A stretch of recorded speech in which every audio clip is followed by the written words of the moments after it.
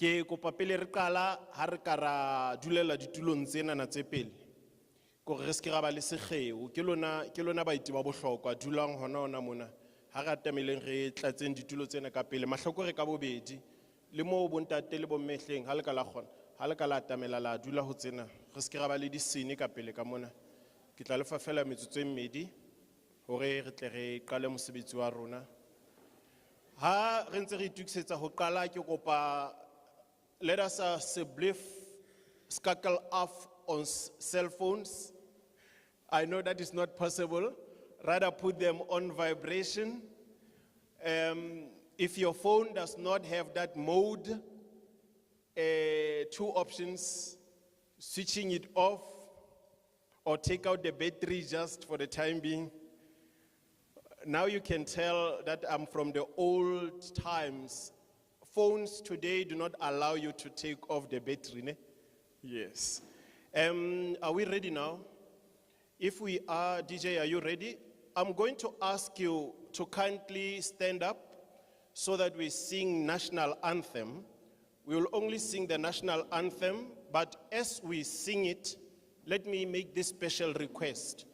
I'm going to ask all of us to sing along. We'll be playing it from that sound system, but let us sing along, maybe keep up with the tempo, but sing it from the beginning to the end. Don't sing it only in the section of the comfortable language. Sing it in all the language that are specified in there, on top of our voices, because we are celebrating our freedom today. Over to you, Mr. DJ, as we all sing. Let us take off our hats, please.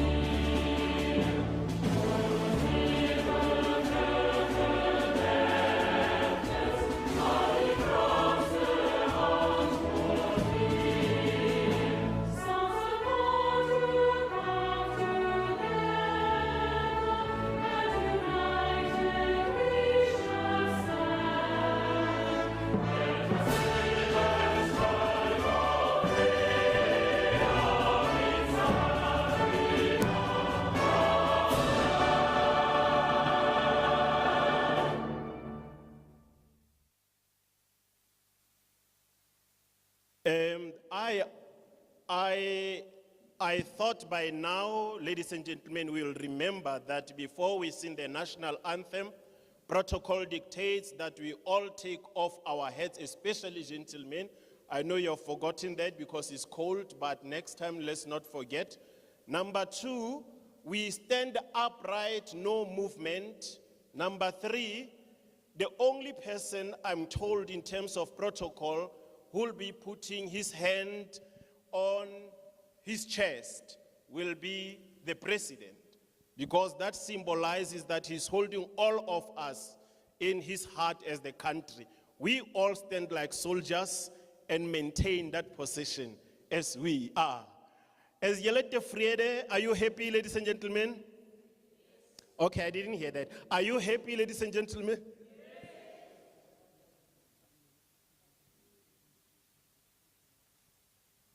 All right, the reason why I'm in this mood, I want to thank you very much, first of all, that you had to come to this event.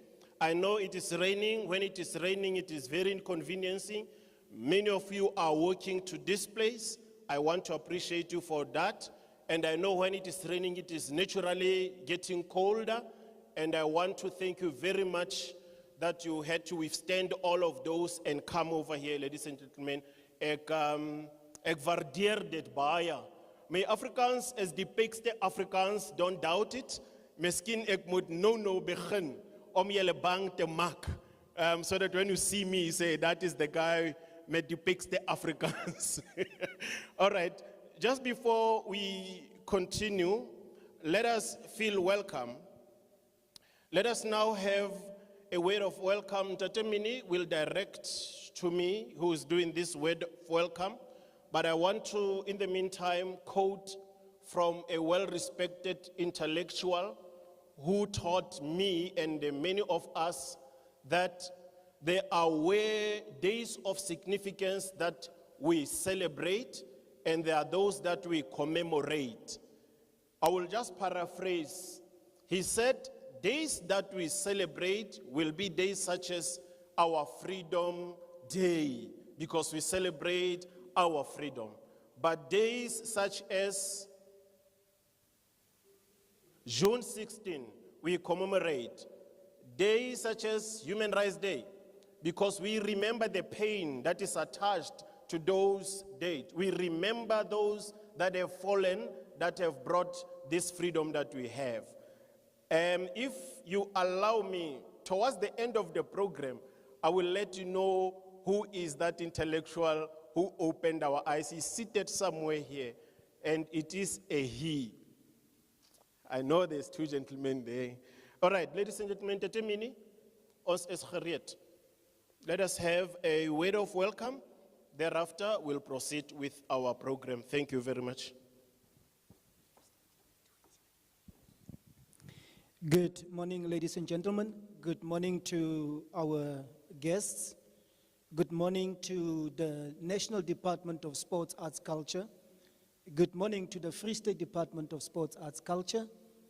Our presenters who are going to sit on the panel, and most importantly, everybody present here, especially our different traditional houses. We are also honored to have you here. On behalf of the Ward Councillor, Councillor Logan Kruger, who could not make it due to illness, I would stand in and just do the welcoming. Welcome to Heidedal, welcome to Cairo, welcome to Ashbury, welcome to Awe Massacant, welcome to where the ordinary people live, where we celebrate ons Afrikaans, Meital. Ties to all the leadership that's here. Let's make ourselves welcome. Re amohetswe letsatsing lena Basotho ba tseng Batswana ba teng ke mo re phelang teng Heidedal mona. Letsatsi lena ke letsatsi la bohlokwa. Ha ke tsebe dialogue ke eng ka Sesotho empa tje ke dialogue he. Re tla bitsa ile dialogue ka Sesotho dipuisano mo re tlo buisanang teng, where we are going to engage. Feel free, feel welcome, and let's engage on this rainy, blessed weather day. Once again, you are more than welcome on behalf of DSEC, SACR, and Mangaung Metro Municipality, who is the hosting municipality in the province. Thank you very much. Ladies and gentlemen, I'm worried. Let us clap harder. Harder as a belief. Yes, yes. And when we do this so that it is clear we are not in the parliament, I want you to be rejoicing. Let me hear the claps, me Didier Tsani, me Lodi. Let us just hear that. Let's give Ntate a round of applause. Me Didier Tsani. Thank you, thank you. Although I had a little bit of Mudide Tsani in English, but we appreciate it. It's an English Mudide Tsani, but no, actually that was marvelous, my sister. Thank you very much. It was powerful. We're getting somewhere. Ladies and gentlemen, we know that with freedom comes responsibility. Every freedom that we exercise or every right that we have, there is responsibility attached to it. But today we are going to celebrate this freedom, but I'm not going to be the speaker. I'm just going to filter through the best speakers that we have gathered here for you today.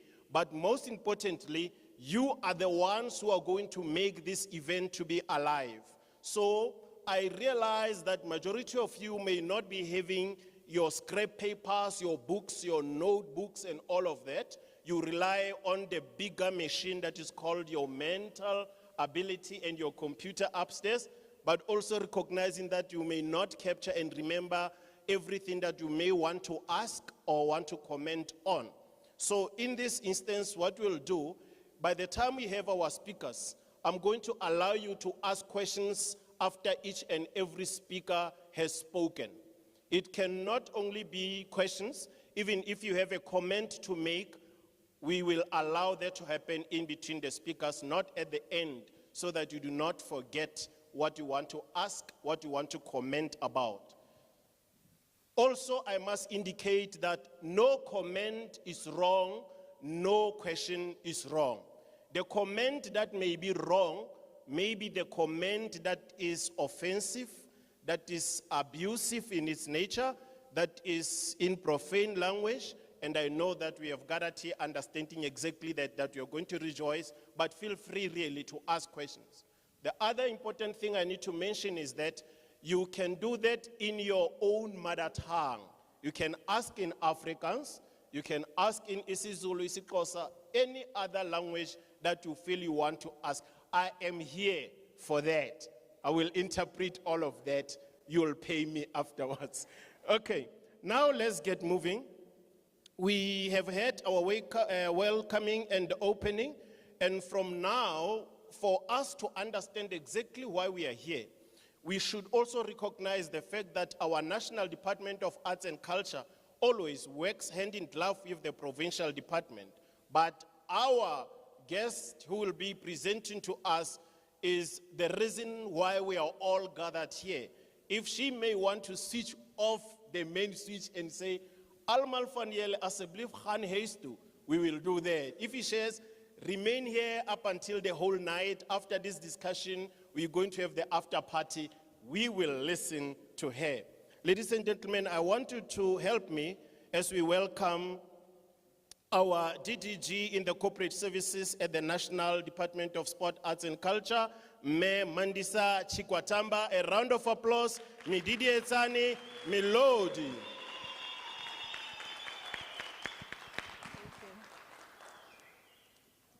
Goeiemorgen.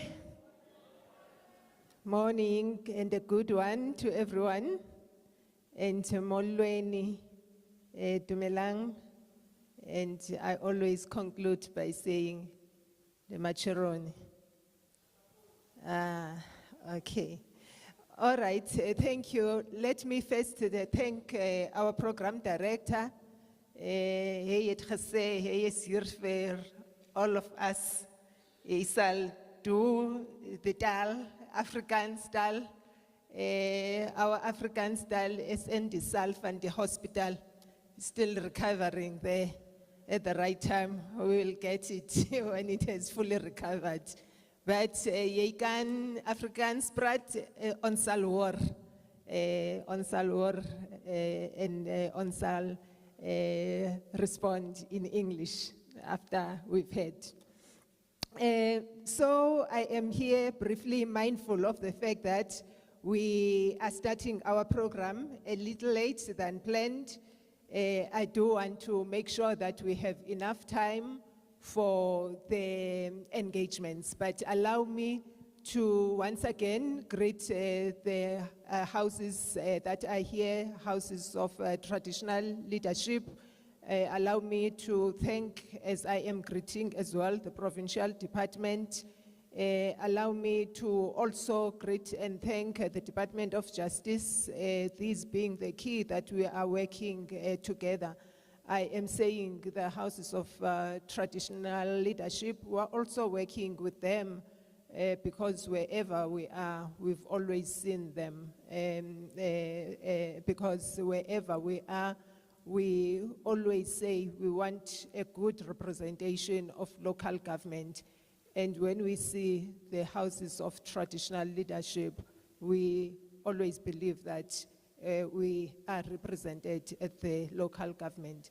But the ward councillors that are here, I'm sure they are representing the municipality, even if the municipality is not here with us, knowing that we are quite busy in this area, preparing for the big event that is going to take place on Monday. So I do want to conclude as well by thanking the youth representation, in particular in the manner in which I am aware of its representation in a formal structure that we've pulled a structure from the University of Free State, but there could be other youth structures from civics that are here. Thank you for being with us. Quickly, just headlines about why we are here. I have already mentioned that we are here because we are remembering that there was once a day preceded by a very big day where all of us who were representing us on that particular day of the long queues voting and making a change in this country. But since then, we realized that there are others that were very young and very, very young on that particular day leading to the 27th of April. On that note, we are trying to make sure that from generation to generation, every year, we are catching up with all of us from generation to generation to say, how did we gain this freedom? How did this freedom come about? So this is a national event amongst other events nationally that are taking place beside and alongside the big day of the 27th of April in different corners of the country. We are, as the Department of Sport, Arts and Culture, leading in the program of government, working with the provincial departments and all others that I've already mentioned, facilitating a process of saying, let us talk about our democracy. Let us talk about our democracy. Yes, it has been explained how we differentiate between the commemoration days and the celebration days. But in between, we always find that these things overlap. Whilst we think we were here to commemorate, we find that in the midst of commemoration, there is a celebration, because in the midst of pain, we rise above pain by identifying certain things that we say, out of the pain of that specific day, there is a specific thing that we gained. Out of the pain of that specific day, there is a certain thing that we learned. Out of the pain of that specific day, we were able to move out of that painful moment. And here we are moving forward with our scars, and we are healing as we are moving forward.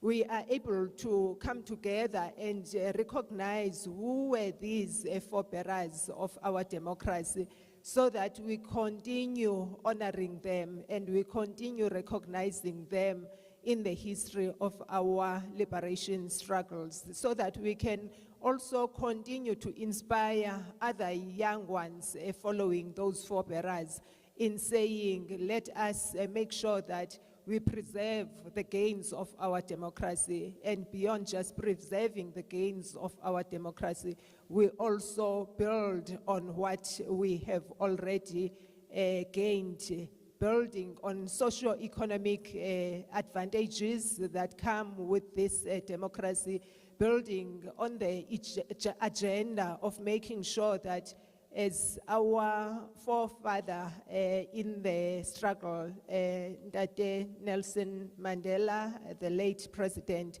used to say we are making sure that we are fighting anything that can bring us back to matters of inequality in this country. So we are continuing to have these conversations to say, how do we make sure that we restore where it has been broken down, dignity of ourselves as South Africans? How do we make sure that whilst we are enjoying these things, we are also putting a stamp that we will never go back to where we have been before? So, of course, there are certain things that continue to raise their heads as ugly faces within the joy or joys of our democracy. I can mention the issue of gender-based violence as an example. So in the discussions that we are facilitating through these dialogues, it's also to look at these things that continue to bring an ugly face in the midst of our joys in our democracy, so that we can talk about them to say, how do we combat this? How do we make sure that collectively we address, collectively we come up with strategies to conquer over these ills as social ills? So I can say that this is the passage of discussions that make us to understand how to survive in our passage as a transitional passage of our democracy, how to accelerate the pace of transformation, and how to make sure that we continue to remind each other of how we gained this democracy, and we continue to vigilantly work against anything that can take us back and kind of infringe us the rights that have been given to us through this democracy that we are enjoying. And of course, when I am talking about the rights, I am also quick to say we are also here to talk about our responsibilities within the enjoyment of our rights as citizens of the country. I want to conclude as well by just summing up, by reminding all of us that this year we are doing all this within a range of other moments of celebration. If you are looking at our theme for the Freedom Month, as a Freedom Month theme that has been determined by government, it's freedom and rule of law, threats and solutions, which exactly sums up what I've said to say why we are here. And I can further on mention that this year, it's the year of young people, 30 years anniversary of the adoption of the Constitution. I'm saying this is their year because they who were born 30 years ago, 33 years ago, they don't know anything else by way of their own experiences, but they know about this democracy that we are living in. So for us, it is a moment when we are gathered here, a moment of intergenerational talks, intergenerational sharing. As I say, those that are 30 years, 33 years and below, they know nothing else. So they rely on us to know exactly what is the thing that we are talking about, comparing the days of today and the days of yesterday, to contextualize what I was saying. We have to guard that we don't flip back, because if we don't communicate with the young ones and they don't know where we are coming from, it's easy for us to fall back to where we have been before. Talking about young people, there was once young people, young generation in the years of 1976 and 50 years ago, we are still remembering those. The good thing is that we even still have that generation amongst us, which speaks to these intergenerational discussions that I'm saying we are here about.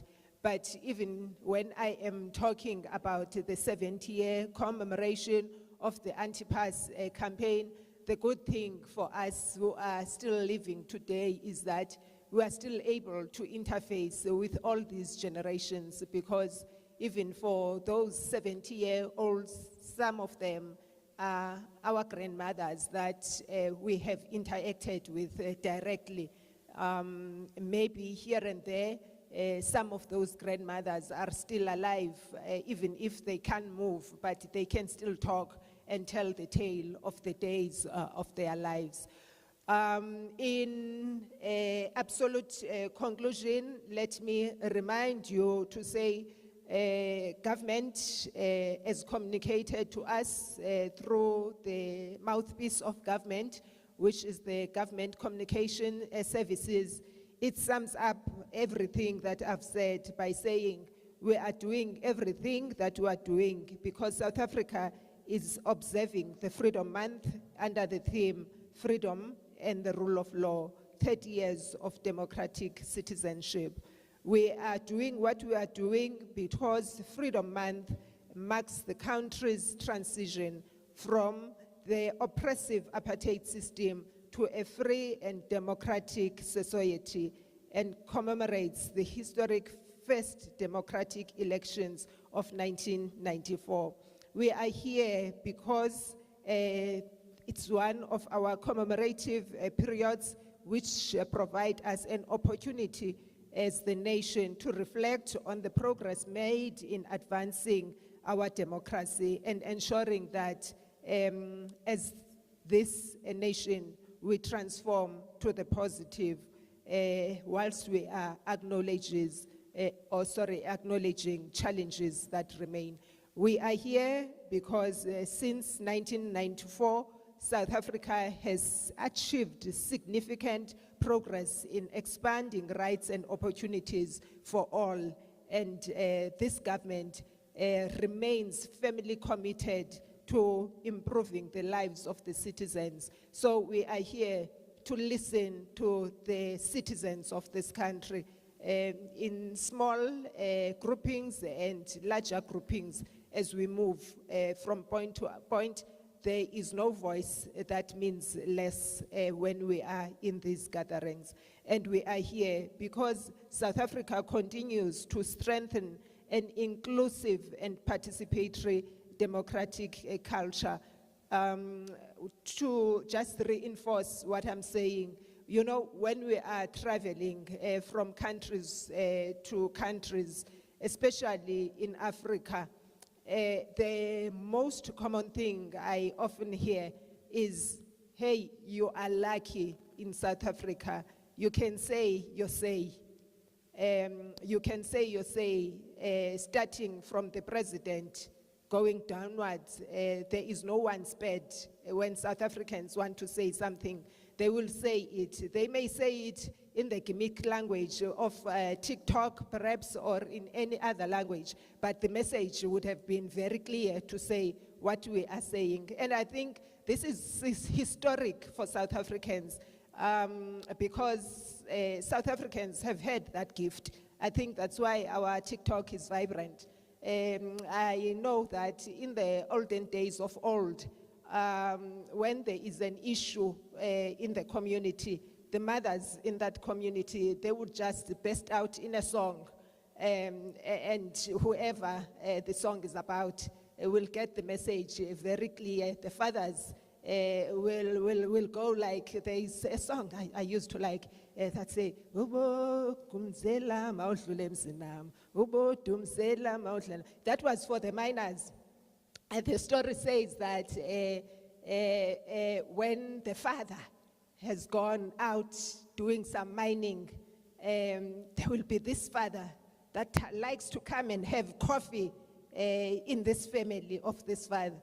So now, when this father is back from the mine, this is a warning kind of a song that says, you must humzela, you must just pass my house humzeling for me to step out and show that I am here this time around. So I am using that as an analogy to say we are here as well to say we are a country that is receiving others in wherever they are coming from, as long as they are coming in this country in a correct manner. So we are a country that is fostering social cohesion. Through these discussions, we are fostering social cohesion.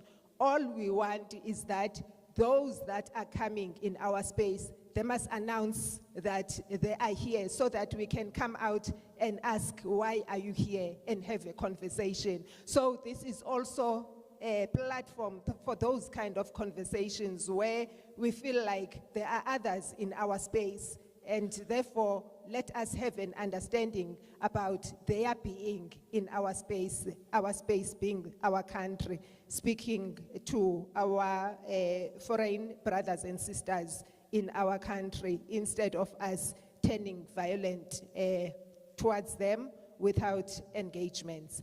And lastly, let us use this month to honor the unsung heroes and heroines who have fought for our freedom and paved way for what we are enjoying today. For anything that we are not yet enjoying, the ball is in our court to speak out, and the ball is in our court to act, and the ball is in our court to take responsibility. Thank you, Program Director. Thank you very much, DG. Thank you very much, DDG. Matsoho bomele bontate. I love it when you do that. I love it when you do that. I'm happy because all my speakers have been handling the microphone very nicely. The microphone techniques means that you must hold it a little bit here, because when you bring it up, it's going to do the pop sound. The pop sound. Okay, that was just me remembering radio. DDG, thank you very much. We really appreciate. Maybe if I give you the opsemeng van die hele message, she just said to you, geniet die vryheid. Yes, that's all she said to you. As powerful as it is, that whatever comes your way, you must know there are those who have paved the way, who have fallen, and they have fallen not in vain, but for us to ensure that even this freedom we must protect, even this freedom we must preserve, even this freedom that we have, we must be responsible for. Not only for us because we are passing, but also for generations and generations to come, for our children, for our grandchildren. It has been well spoken, and I'm not going to waste time in between. I was just using these reading classes. Hele mak my legs was a professor, so don't worry about it. We are now going on. Ntate Mini, I will not say that Mineral Letsatsi, I don't see you. Mr. Letsatsi will be my floor manager. When you see me doing this, my brother, walk quietly to me. There is iets wat ek wil hê dat jy moet my help daaroor. Yeah. Okay. Now, let us take this opportunity to invite the man that I was talking about when I was actually saying I want to quote from the intellectual. He is my boss. He is the Chief Director in the Department of Sport, Arts, Culture and Recreation for Cultural Affairs. He is an all-rounder. He will be here with us, but he will leave us because he's still in the thick of things, ensuring that all other events that are culminating into the Freedom Day celebration on Monday, he needs to ensure that everything goes well. So please pardon him if he's not going to stay with us for the entirety of the program. Ladies and gentlemen, please help me as we welcome on stage Ntate Vincent Stembiso Keta, Cultural Affairs Chief Director.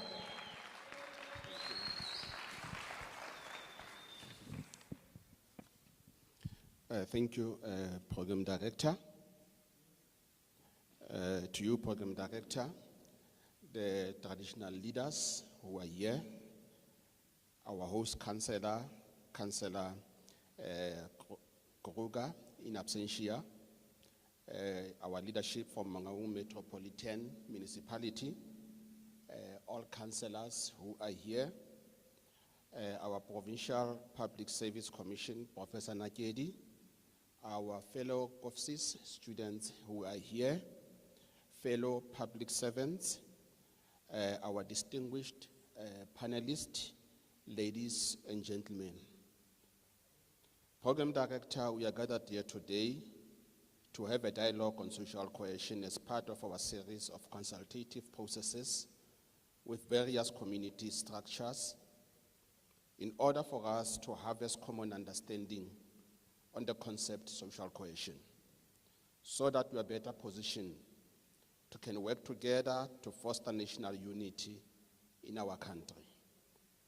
Program Director, the promotion of social cohesion is everyone's business, and as such, it can also be regarded as what I would also refer as people-centered social contract. Each pillar of the Freedom Charter starts with the word, the people shall. The preamble of the Constitution of the Republic of South Africa starts with the words, we, the people of South Africa. And this bears evidence that any initiative of government should be people-centered. So is promotion of social cohesion, nation building, and patriotism. Program Director, in 1994, we heralded a new dispensation with the birth of a democratic South Africa, and following which South Africa was regarded as a rainbow nation. The question many people are asking themselves today are the following. Do we really reflect this notion of a rainbow nation, not only in terms of our skin colors, but in our actions and sense of togetherness? Number two, are we really united in diversity, as our coat of arms articulates? Number three, are we really liberated socially, economically, as previously marginalized communities? Social cohesion program director is defined as a degree of social integration and inclusion in communities and societies at large, and the extent to which mutual solidarity finds expression amongst individuals and communities. That is what we refer to as a social cohesion. In terms of this definition, a community or society is cohesive to the extent that the inequalities, exclusions, and disparities based on ethnicity, gender, class, nationality, age, disability, or any other distinctions which engender divisions, distrust, and conflict are reduced and eliminated in a planned and sustained manner.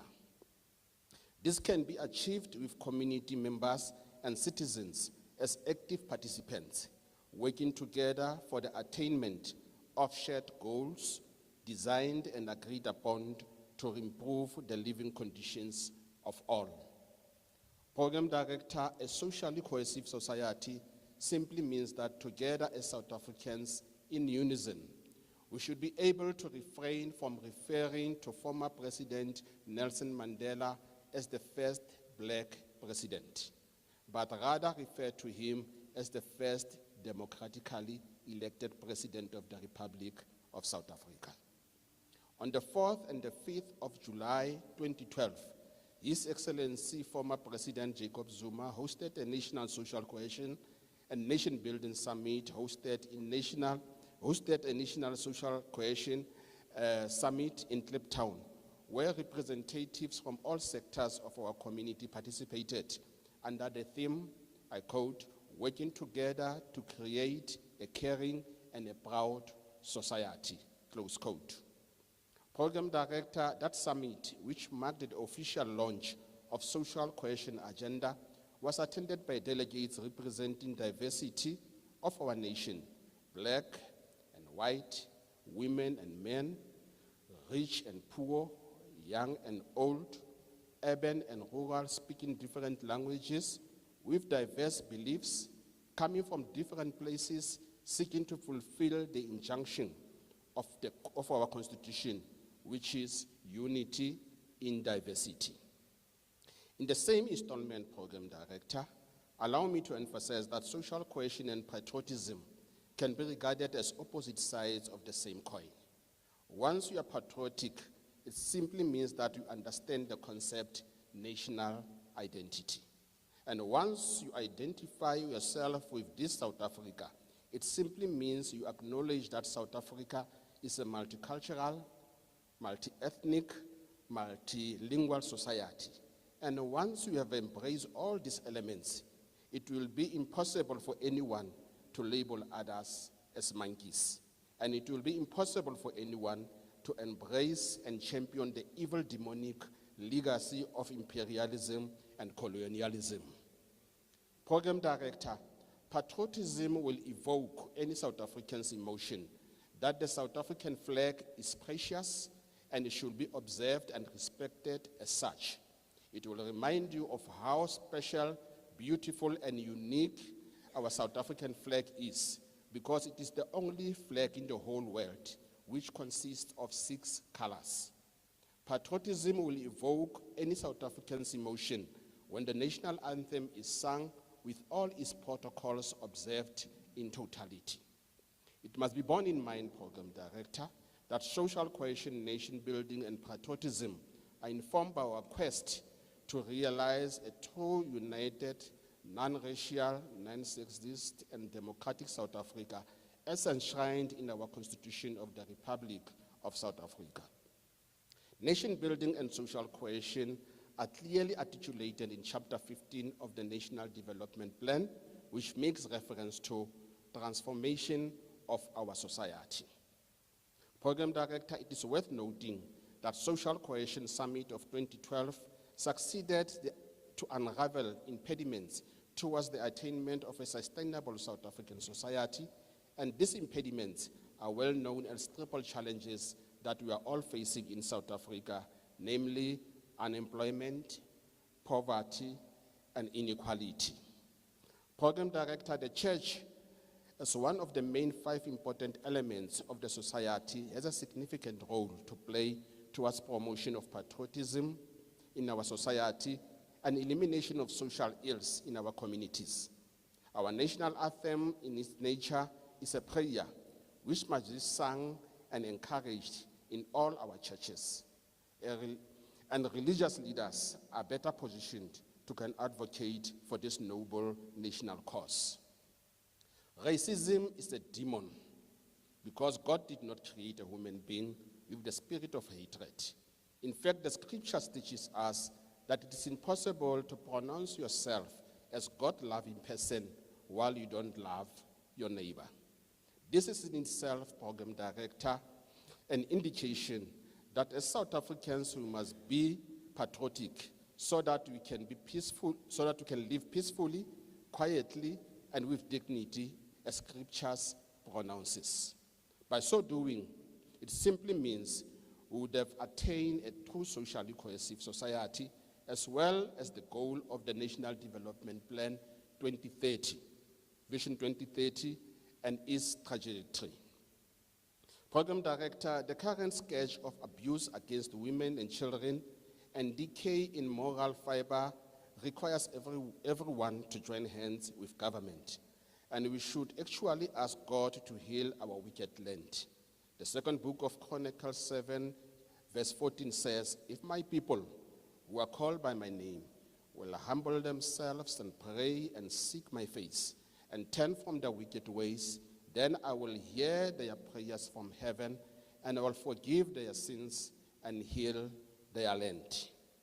This is one of the greatest commissions from God to everyone, especially during these times where a father will rape a daughter, a boyfriend killing and murdering their girlfriends. In conclusion, Program Director, a true socially cohesive society can only be realized when we have a community which resembles the character of Bram Fischer, who was an Afrikaner communist, who once said, and I quote, "I engage upon political activities because I believe that In the dangerous circumstances which have been created in South Africa, it was my duty to do so. Should I ask for forgiveness today, I would have betrayed my cause. I believe that the future may well say that I acted correctly, close quote. Social cohesion and patriotism, Program Director, as I've already indicated, is everyone's business. And this is a call for all South Africans to stand up and be proactive, because we are running out of time. As we are left with less than 4 years to 2030, in order to realize a true non-sexist and non-racial united democratic South Africa that we are all envisaging for, as envisioned through the NDP Vision 2030. Our proactiveness must be motivated by what the former President of the United States of America in the 1800s said by the name of Abraham Lincoln, and I quote, "You better light a candle rather than to insult the darkness," close quote. It is dark, and you are having a matchstick, you are having a candle, and you are doing nothing about them, but you continue to insult the darkness. This is food for thought to be digested. Together, we can rediscover the spirit of humanity. Program Director, I thank you. Matsoho, Mididietsani, Relewila Holo, Ntate Keta, Relewila Holo. Ladies and gentlemen, you will realize that what I'm not going to do, I'm not going to try to analyze whatever the speaker has said, because I want those words that he said or she said to get into your mind and communicate with you. I might just mess it up in trying to analyze or try to hear the opseming van daar die boodskap. I was looking for the word message, my brother, ons noem dit die boodskap. You know, Ntate Letsatsi, when he was still growing up at school, he did this Afrikaans which was easier. It was a sentence, then you had to choose. It was column A and column B. In column B, ons gee jou paar Afrikaans woorde, then column A, that is net as sin. Example, let's say the sentence was, ek ry op my, nee. Now, he had to choose in column B. Here, you will never know what he chose, this guy. Of all the words that were there, he chose confate. Yo. So whenever I see him, I look at him and say, "A grey up me confate." That was in 1982. The correct word in Tateletsats in front of the masses is fiets. Fiets bedul bicycle. A grey up me fiets is in a grey up me confate. Confate ki jeme. Ladies and gentlemen, there is something that has touched my heart now. DDG, as I listened to him, there was musicality in that message. Then it says to me, because she was singing, I almost supported the song, but I could not get the lyrics, but I was doing my head to go with the rhythm. So when we were happy, and when we are happy, we sing. When we are sad, we also sing, because the song is supposed to soothe us. But the song also is supposed to give us strength. Our freedom fighters used to sing. Even today, when we are not happy, we take it to the street, ons doen die toi toi, we sing. People may be saying, "Why are you singing?" Because you're listening opgewonde nie. When you are angry and sad, why are you singing? The song does things to us. Trap, trap, trap, trap, die ding in die naam van Mandela. Ons gaan Pretoria, trap, trap. We have a clump van die 2Ks here. My 2K fall haze. Okay. In fact, when they said that, they said trap, trap, and the naam van Mandela, ons gaan Pretoria too. Why did they say hulle gaan Pretoria too? They wanted there to go and release Mandela. Hosiaya, Hepito. Hosiaya, Hepito. Ke kopa le o siya ya e Pitori. O siya ya e Pitori. O siya ya e Pitori. A siya ya siyo inyova. O siya ya e Pitori. E siya ya e Pitori. Amandla. Did you hear my Amandla? My Amandla is Amandla. It is the 2K Amandla. The rechte Amandla is Amandla. Amandla. That's my people. That's my people. I was worried. Do you know why I was doing that? Do you know why I did what I did now? There may be reasons that you think of, but there is one main reason. I understood and I saw that we are getting cold, man, Sehiso. So I wanted you to warm up. I pity those who did not stand up. So sit down. Okay, all right. Now let's move on, now that you are warmed up a little bit. I want us now to welcome Ons Humquist, the Honorable Mayor Velma Guthrie Taibos from the David K. Coroner's Royal, atlo refa the message ya o fumantshitseng kapa a o beileng pelong ya hae. Let us welcome her, ladies and gentlemen. Flate, Mindidietsane, Melody, Diatla, Ditlatsi. Let's keep doing that up until she gets here, please.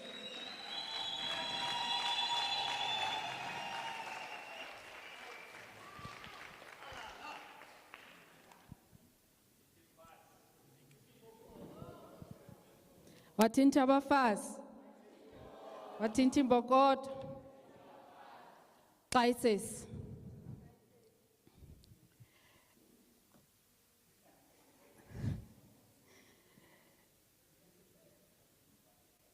Firstly, let me acknowledge the presence of our dignitaries here on the table. Let me also acknowledge the presence of our royal traditional houses that is amongst us, all protocol observed.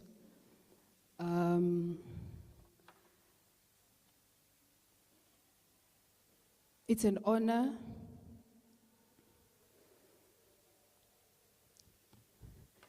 for us to have the program of Freedom Month celebrated in Heidedal. Let us just give the Department of Sports, Arts and Culture a round of applause.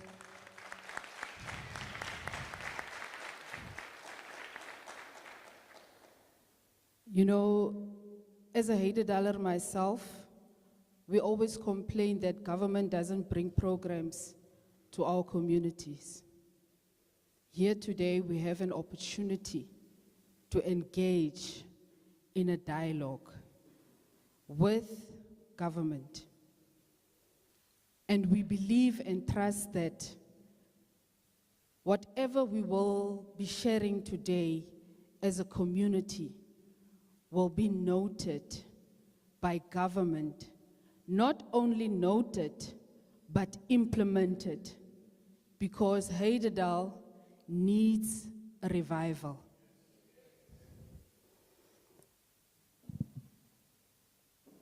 Thank you, Program Director, Program Directeur, baie dankie. Ek waardeer dit baie. Now, my message of support is going to go out to the Korana people, not only of Heidedal, but of South Africa.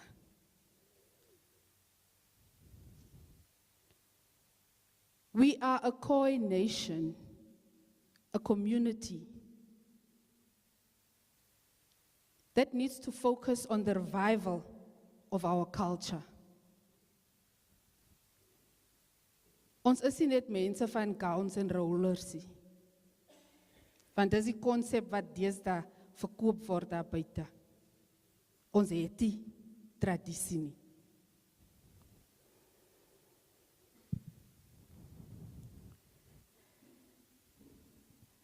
I highlighted culture.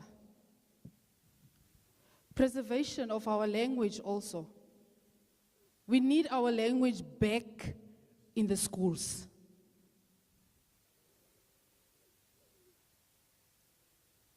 Recognition of the role as the first nation of South Africa. We are the first nation of South Africa. We are the first nation of South Africa. That needs to be engraved in our government to acknowledge us as the first nation of South Africa.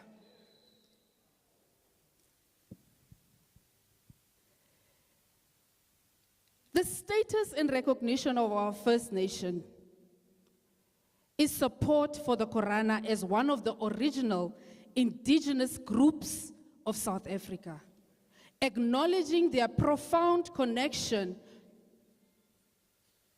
to the land and their endurance. Cultural and linguistic revival, encouragement for the revitalization of the Korana, and the strengthening of all Korana traditional houses and their structures. Now, restoration of dignity, support for the repatriation of all ancestral remains and the restoration of their heritage. It was violently disrupted by colonial and white settler expansion. Now, I've noted also economic empowerment, encouragement for the Korana Royal-led initiatives aimed at poverty alleviation. We are one of those forgotten communities when coming to opportunities and economy. Skills improvement, business development within our local community. We need to be recognized and accommodated within the government, the current government framework aiming for equality and justice. I noted 3 contextual points. Number 1, revival.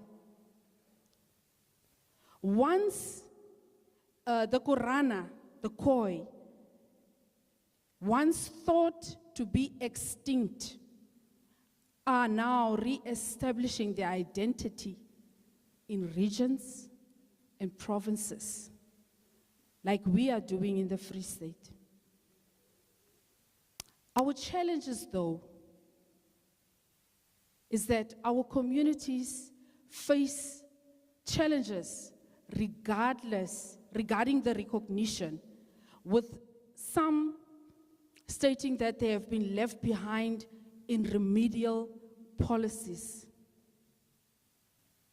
We have so many challenges that has been birthed within our community, and we need the government's intervention on that. My desire is for all traditional royal houses to unify the community and ensure that their traditional leadership is recognized. Thank you. Thank you very much. Matsoho Mididetsani Milodi. Thank you very much, Mayor Taibosh. Thank you very much. That was powerful. We have heard you. Rutlile me. Ladies and gentlemen, I'm sure you are aware that whatever is going to be said here is not going to remain here. Whatever is said here must be followed through. Whatever is said here must be written down, must be presented to the government. You must be able to follow up and demand answers. You must be able to work together with the government that you have put in power. In fact, let me put it this way. The power of X belongs to you, just in case you've forgotten. If we are calling ourselves public servants, it means we are serving you, the people. It should not be the other way around. On many occasions, we elect our leaders, dan dragons bang. When they come here, we are shivering. We are complaining among ourselves.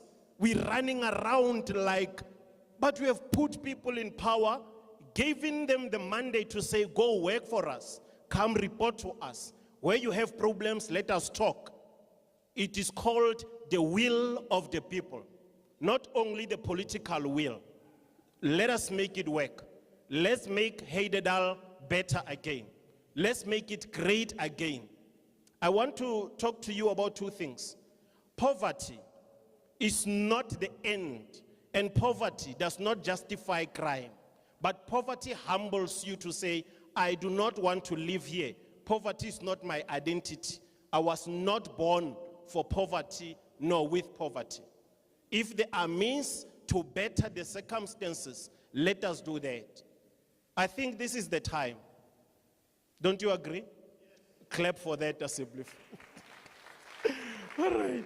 Okay, so this is what I'm gonna do. I have been informed, I've seen also indications that because these were preliminary welcoming messages, but there were people who really were dying to ask questions and start interacting even before we come to the second part where we are going to have a fully fleshed discussion. I will allow one or two hands because I understand why people would feel really triggered to want to say something or to ask questions. I will allow one of those two. Ntatele Tsatsi, wherever you are, Ntatele Tsatsi is the only one who will get me the two questions. Ntatele Tsatsi, I see the one, I see the other, I see the third one here, so let's do that in that order. I'll come to you, Ntate Maloka, after the Darde Ian. Is it not afternoon or is it not morning? Is it not morning? Morning, everyone in this place.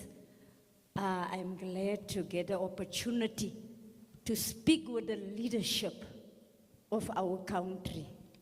Yes, this is my birthday month. I'm a freedom baby. I was born on the 27th, and I'm a fighter. And the people know me here in Heidedal. I'm a fighter. And I can't sit still when I see my people don't have freedom in Heidedal. Our colored people are suffering. We are suffering a lot. I stand here with documents. My name is Mentalate Mohokoroloso. And I'm standing with a lot of papers here. One of them, our elderly people are dying. They didn't even receive their title deeds here in Heidedal. We're sitting with a problem, title deed problem. I went so far, I write a letter to National and bring this complaint for our people. They don't have the identity, and today we are talking about identity. Our people don't have identity in Heidedal. Onze mense het hulle se mensregte nie. Want hulle bly nog in die systeem van apartheid. Ons beklei met die government, die mense wat ons gekies het, hulle dink hulle doen vir ons favors, maar hulle is nie hier om vir ons favors te doen nie, as ons regte om te ge-acknowledge word as colored people. Title deeds, biggest problem. Programs, thank you for the programs that are coming here in Heidedal. But our people don't benefit out of these programs. That is, when they are bringing programs here in Heidedal, Sometimes I ask myself why they are bringing programs. Like yes, now one of the tuck shops. Our people can't even apply for their tuck shops because they don't have title deed.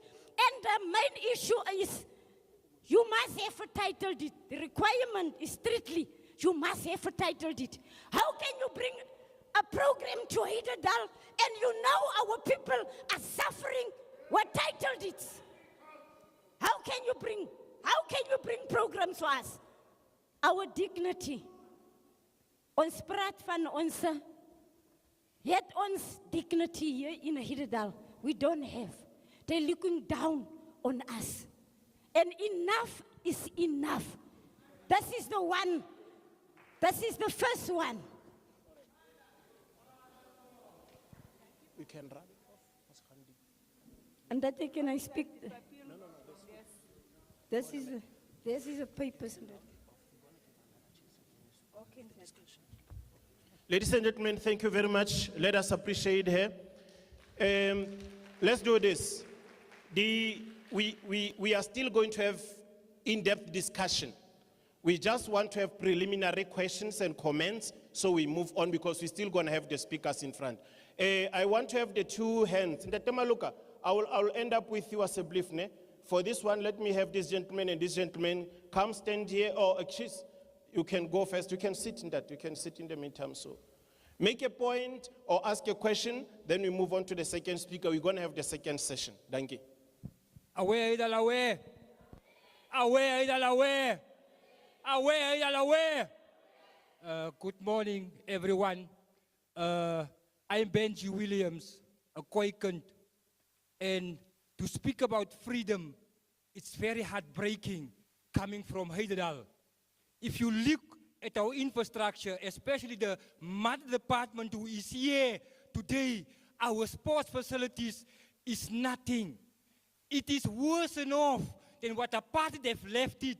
And what hurt the most is the fact that Bloemfontein is a festival and sports activity haven.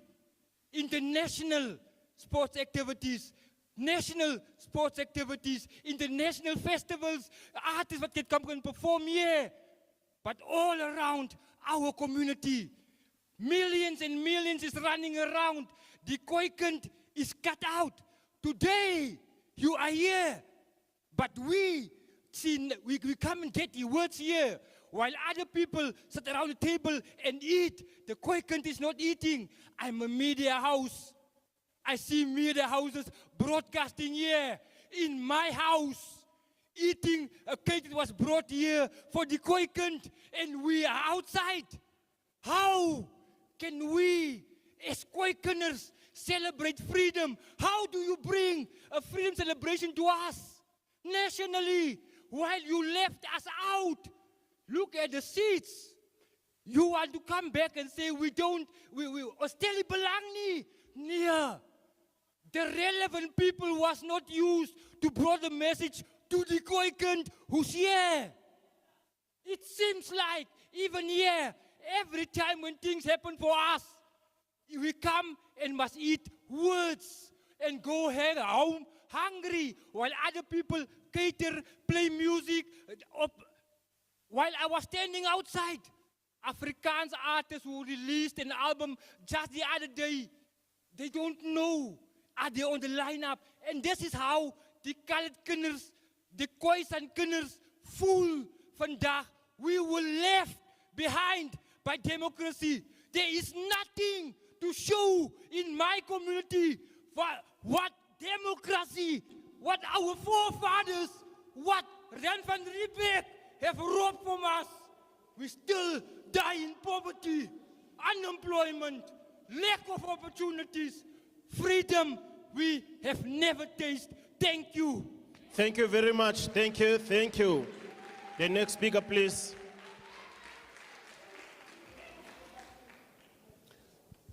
Revolutionary greetings, everyone. My name is Tumelo Pizzo. I'm reminded of the history that birthed this democracy that we are in right now, which is that, people like Anthony Limbete, those are the people that we must never forget about them, because in the olden days, Anthony Limbete was Secretary General who ushered in, who opened the doors for people to get into politics. You know, in those days, you were not given opportunity for everyone. I mean, the playing field was not leveled for everyone to participate in the economy, in politics. You were not allowed to vote. You were not allowed to make decisions that were going to affect you. So those are the people that I'm reminded of, that at least now we have an opportunity to vote now. We have an opportunity to participate in the economy.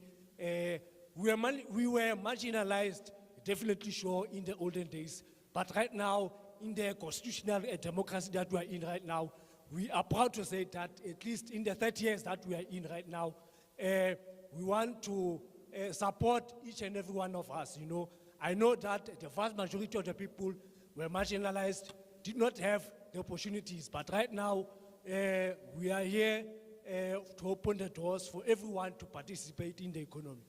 And not long ago, we were celebrating Human Rights Day. I know that you know people like Albert Lutuli, who was the president of the ANC in the olden days, who embarked on a strike that each and every one of us who remember the massacre that happened in 1960, which happened that in Sharpeville, many people lost their lives for us to benefit in this democracy that we're in. I mean, we're not allowed to move in spaces. There was a separate development that was happening in the olden days, and even many things were not allowed to so. But now, I must say that we are benefiting the fruits of democracy, Bo Solomon Mahlangu, and many others, you know.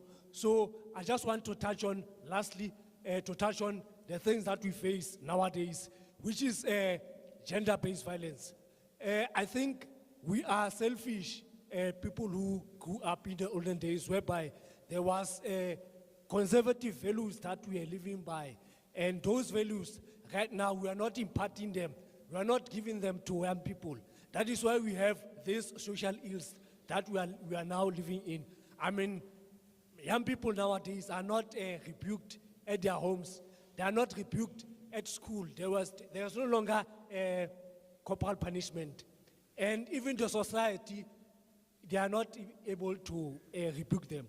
So if there's no rebuke in those spheres that I've mentioned, Okay, that is sir. why social ills are. Thank you very much, Europe. Thank you very much, sir. We appreciate you. Thank you very much. All right, yeah, now I understand that speakers are not talking by themselves.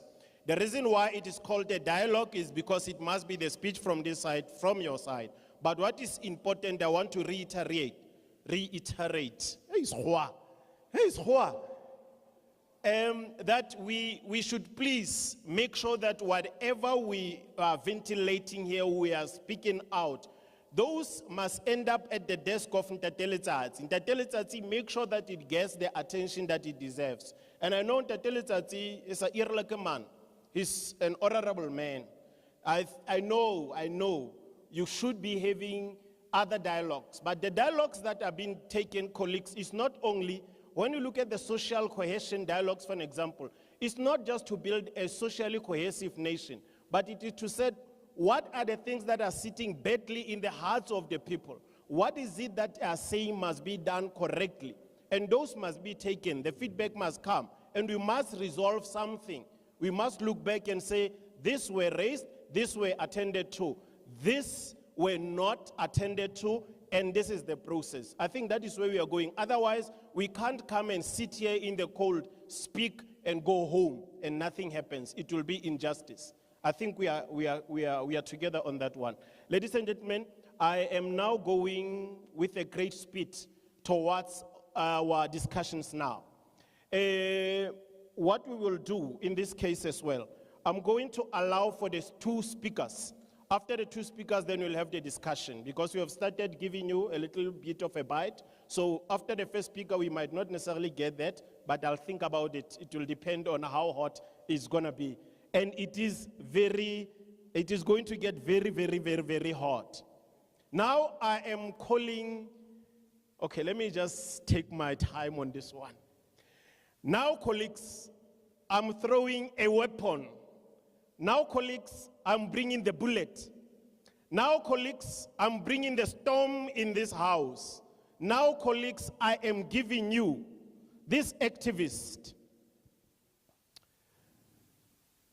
a law student, a civil rights activist, everything that you can think of. Please help me welcome Me Zimvosetu Nkingito from the University of the Free State. A round of applause. Matsoho Mididetsani.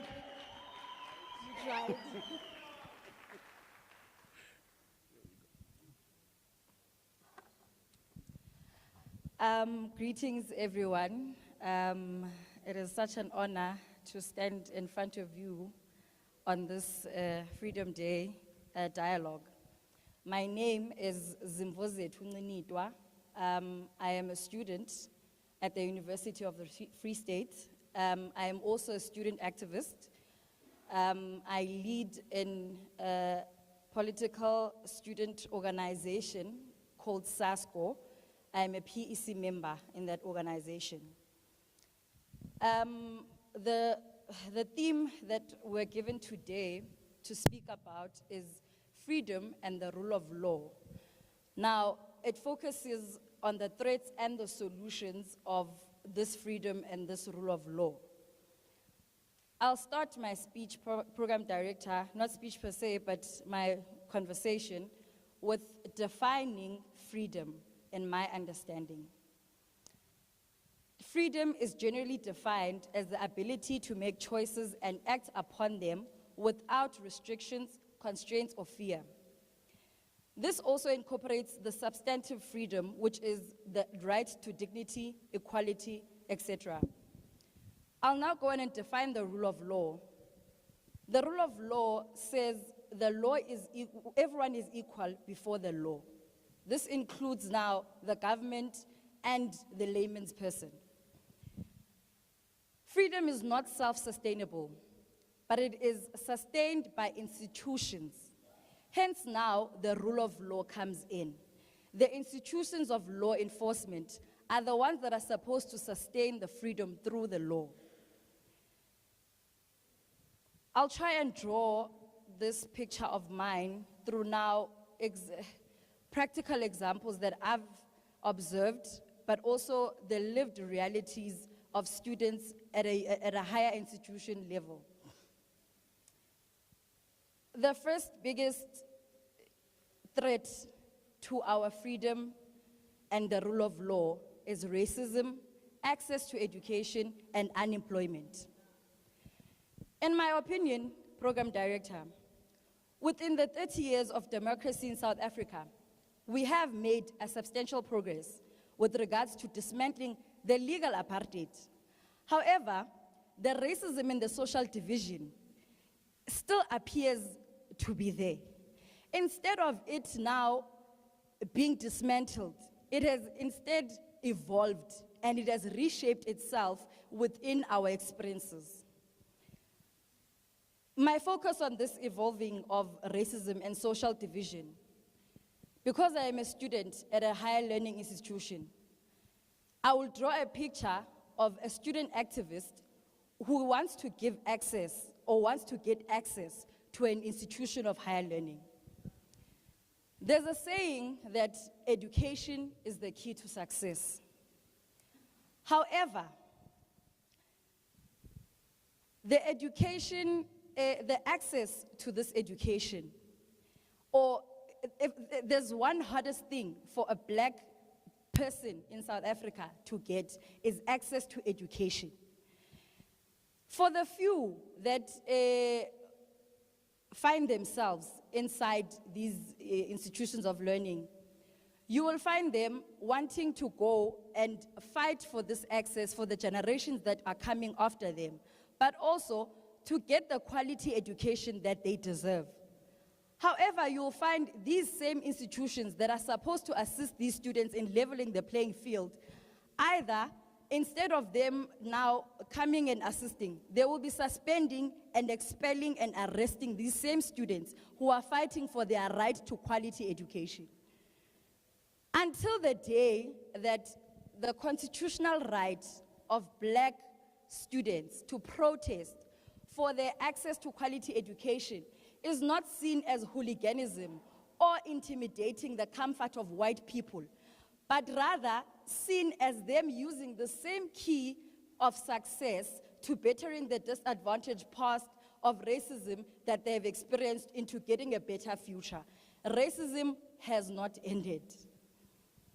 Where am I going with this? I said I'm drawing a picture here, Program Director, that now this student is either suspended, they're expelled, or they're arrested due to them protesting for this access to education. This same student will be the student that will add on to the rate of unemployment in South Africa. The issue of unemployment is not just an economic issue, but it's a systematic and historical issue that is deeply linked to historical injustices. From a rule of law perspective, this raises a critical concern because rights such as equality, dignity, and access to education are constitutionally guaranteed for many. However, this is only on paper and it is not realized in practice. This gap between the legal promise and the lived realities of black people in itself undermines the confidence in the Constitution and the law. In addressing this, because we said here we're discussing the threats and the solutions. In addressing this, there's not only a need of legal compliance, but there's a need of, there's a saying that says, you do not fix inequality by adding a step ladder to a person below you, but you take down the whole ladder so that the whole system breaks down in order for us to start at the same place. But now there's a second threat, or third, if I could put it in that manner, that I have observed on a personal level, because now there's Bo Madlanga Commission, there's Bo Ad Hoc, there's a lot going on in South Africa. Currently, there's a general decline in the trust of the law from normal citizens. Because now it is seen as that the law protects not only just citizens, but it protects criminals more than the citizens. A typical example of this is that every other day in the Western Cape, there is a trending video that there are people who are being killed, there's extortion. However, even though law enforcement agencies know of these criminals, none of them are arrested because they pay the same law to protect them from being arrested. This will then lead, or it already has led to vigilantism, as people would want to now protect themselves. Law enforcement agencies are supposed to enforce the law. However, now we are afraid of the law enforcement agencies. There's also another example of criminal and lack of law enforcement. There's a Malema firearm case currently in the mouths of everyone. There's two lenses that a person can look at this case. That in the first lens, you can say the rule of law is actually working. We are all equal in front of the law, in the sense that Malema has now suffered the consequences of his actions, and he was sentenced for for criminal activity. However, there's a second lens that you can look at this, in the sense that the law is not equal for everyone. Because had it been a normal person or a normal citizen that did not afford lawyers to pay for the judgment to be sentenced, it would have not turned out the same way that it did for this leader. This second lens, it's a sense of saying that political protection is used as an attempt to evade prosecution, and access to legal representation leads to easily filing of appeals almost immediately, suspending the judgment so that politicians can roam around free. Of course, this is not the only example. It's, however, the example that's currently in everyone's mouths. I would not have done justice, program director, if I would leave this podium without speaking about freedom as a female student in South Africa. As students, we experience a lot of GBV and femicide. There's a lot of kidnappings, especially in the Bloemfontein area currently happening. It's not support when men only acknowledge that this thing happens. When you just say, yes, I understand it happens, you are not giving us support. You are saying that you are hearing us. We are not needing you to hear us. We need you to stop killing us as men. But we also need men to stand in the forefront with us when we go to marches and we say, we are tired of dying. Program director, I thank you. Ra leboha mme matsoho medidietsane melodi. Ke a kgolwa le mo utlwile. On set gehoor. Especially the last part of the message. Gentlemen, mane, yele moet stand up. I think we know even traditionally where we all come from. It doesn't matter from which background, but protection of women, protection of everybody would have been and still is the responsibility of men who are today in majority perpetrators of these crimes. But all that we are saying today is that once we have freedom, we must protect this freedom. And we must protect it against all illnesses. We have two most horrible monsters in our society today. We have poverty, we have corruption. The reason why we are where we are today, it is because of that. We will add unemployment as well. But what is eating on the fabric of every existence, of every success, is corruption, which is taking away the resources which are meant for the poor. And we are the ones who must make that to stop and blow the whistle, but also ensure that we stand strong and fight for our freedoms. Ladies and gentlemen, I'm not going to be the speaker as I said to you.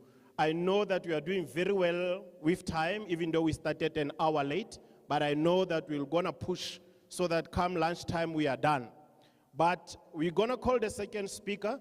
After the second speaker, we'll still have our discussions.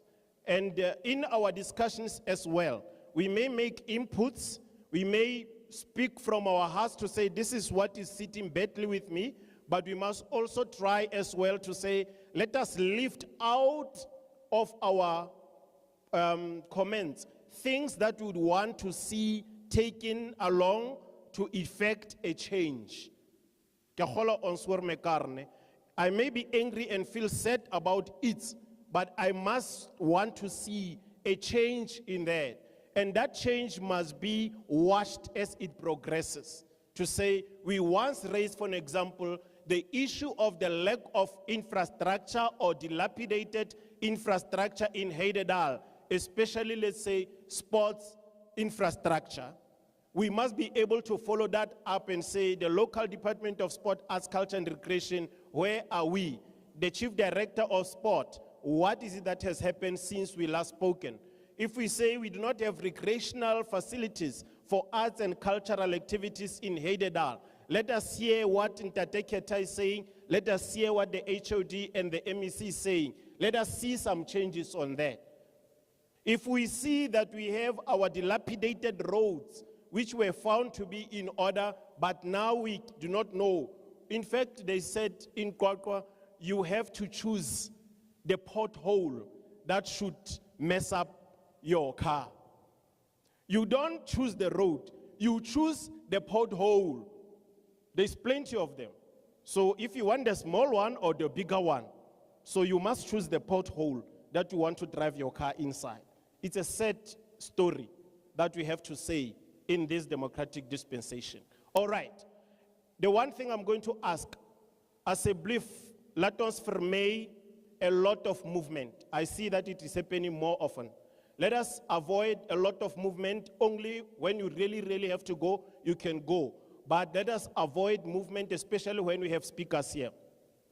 This is going to be our last speaker.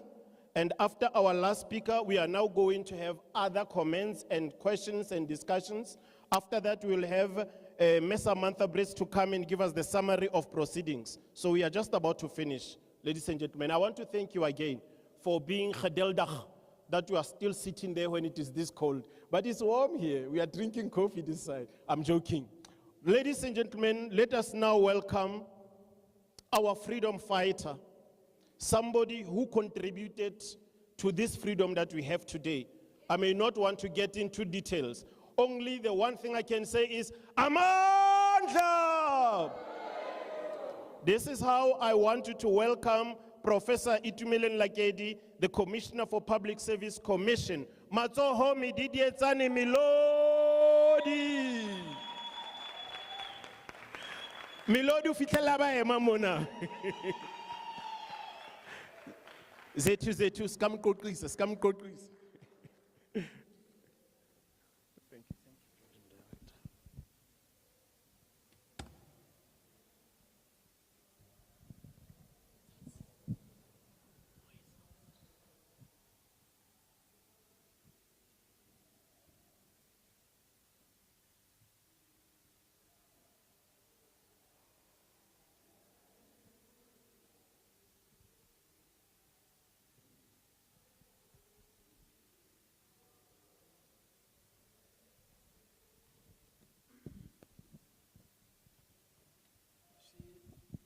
Good morning, Dumelang.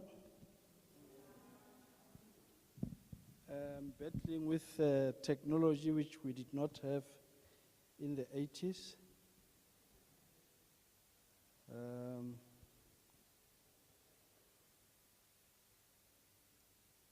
So, my friend, please come closer.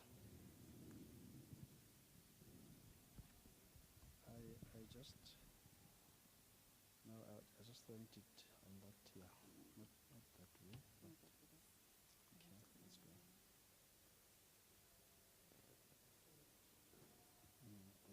okay, let's go. Yeah,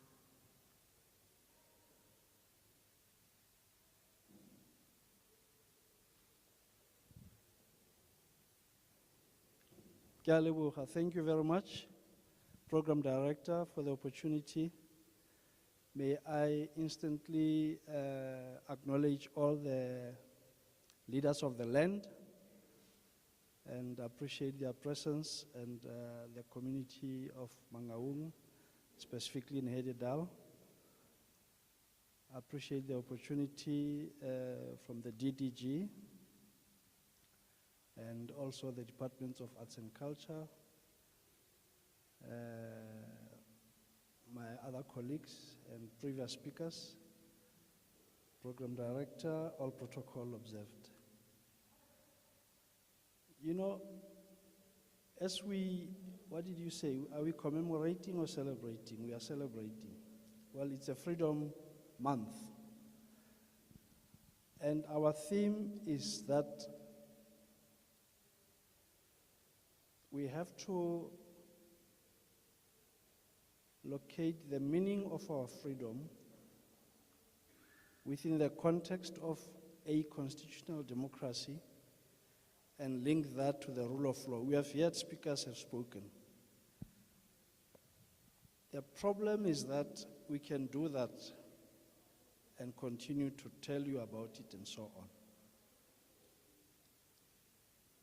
But if we don't explain where we come from, the background, we will never, appreciate and understand our situation today. And we are so happy to see most of these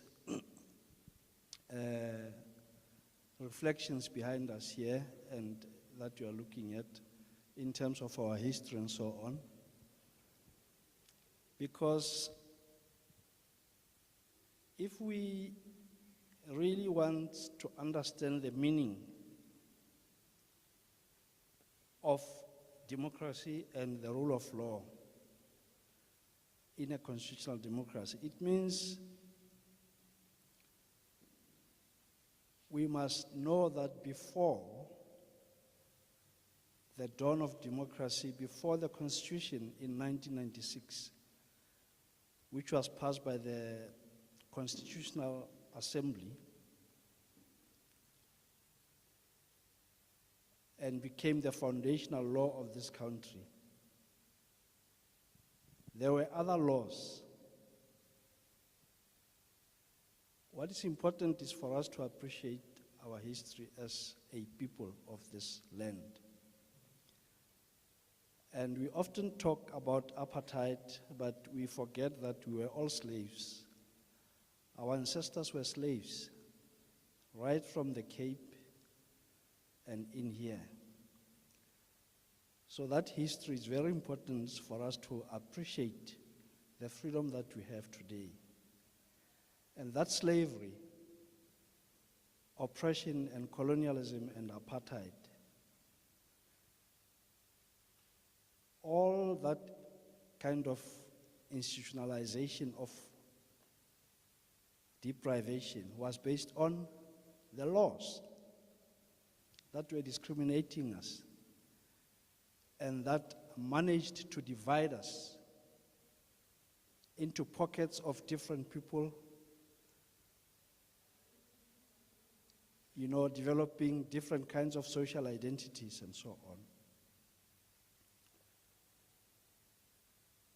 I will not go back to 1652 or 1480s when the Portuguese came, but I will just go straight and say, for the purposes of context today, let us remember that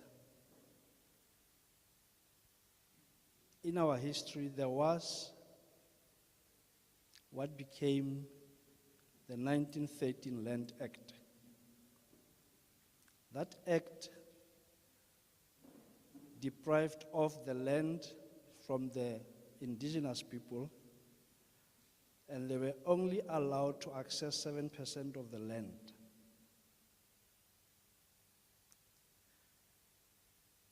And in that particular of 1913, this year we are celebrating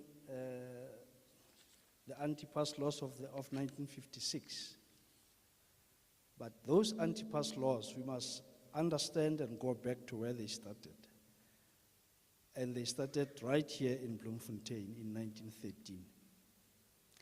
When the municipality introduced passes for women, and those women, some of them that you see here, took part, including Charlotte Manye Mateke, who was living here at that time, and followed by Bumema Matlakwane and so on. They protested against the pass laws in 1913, which was a build-up towards 1956, march to the Union Building. It is here that women were jailed in prisons like Kroonstad. It is here that women were jailed in Jagersfontein. It is here that women were jailed in Wynberg for fighting against injustice, because these permits that were introduced as passes were meant to actually ensure that there was free labor and people were paying to seek employment, and that labor would become cheap. It is in that same year that this Act of 1913 Land was passed. Fast forward, 1936, the Land Trust Act was introduced. That year now,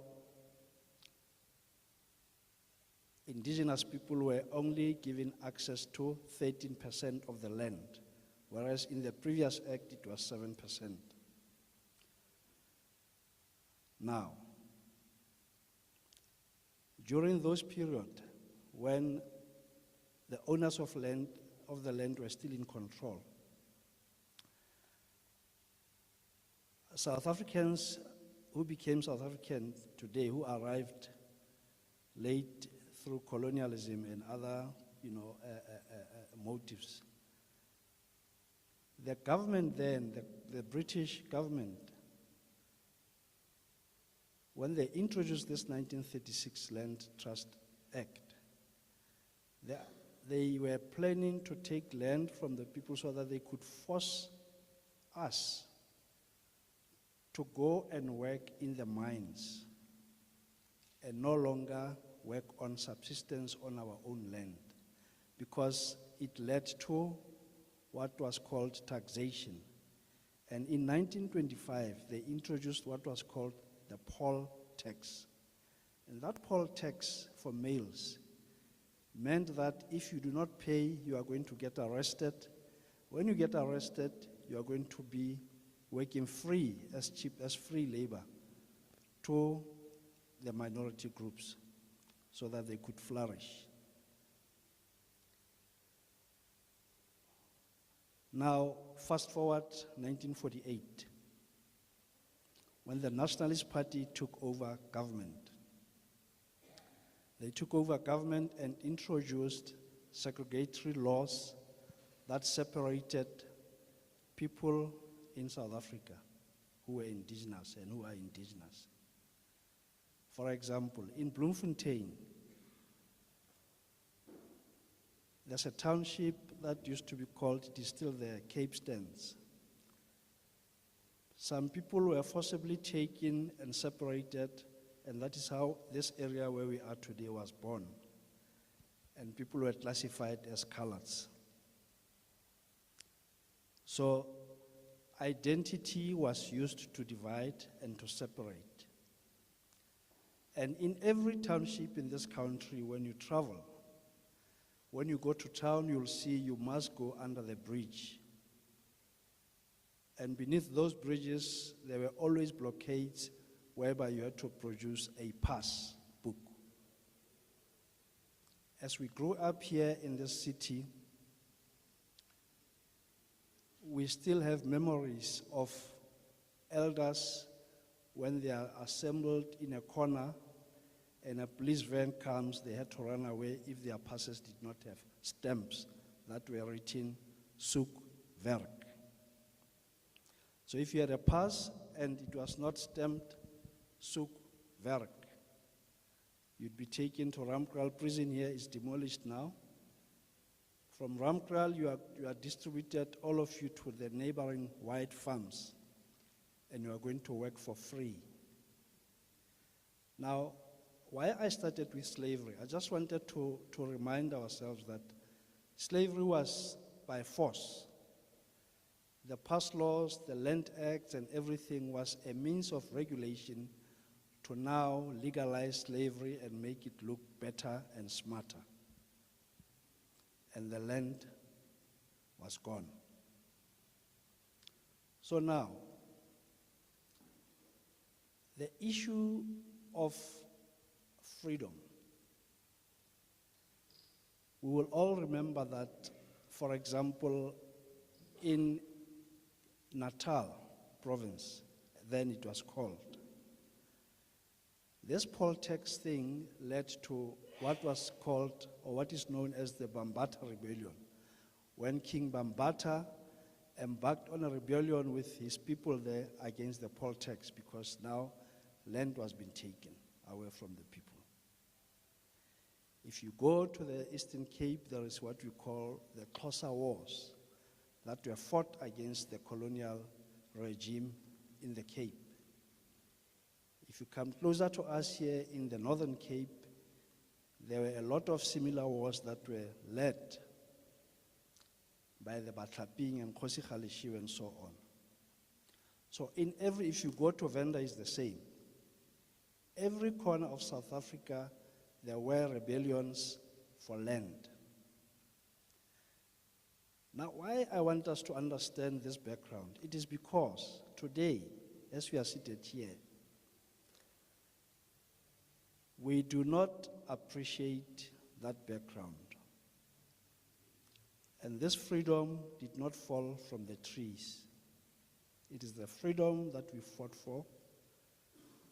It is the freedom that some of the people that we grew up with died in front of our eyes, in the streets as we were running away from the police, the soldiers, and so on.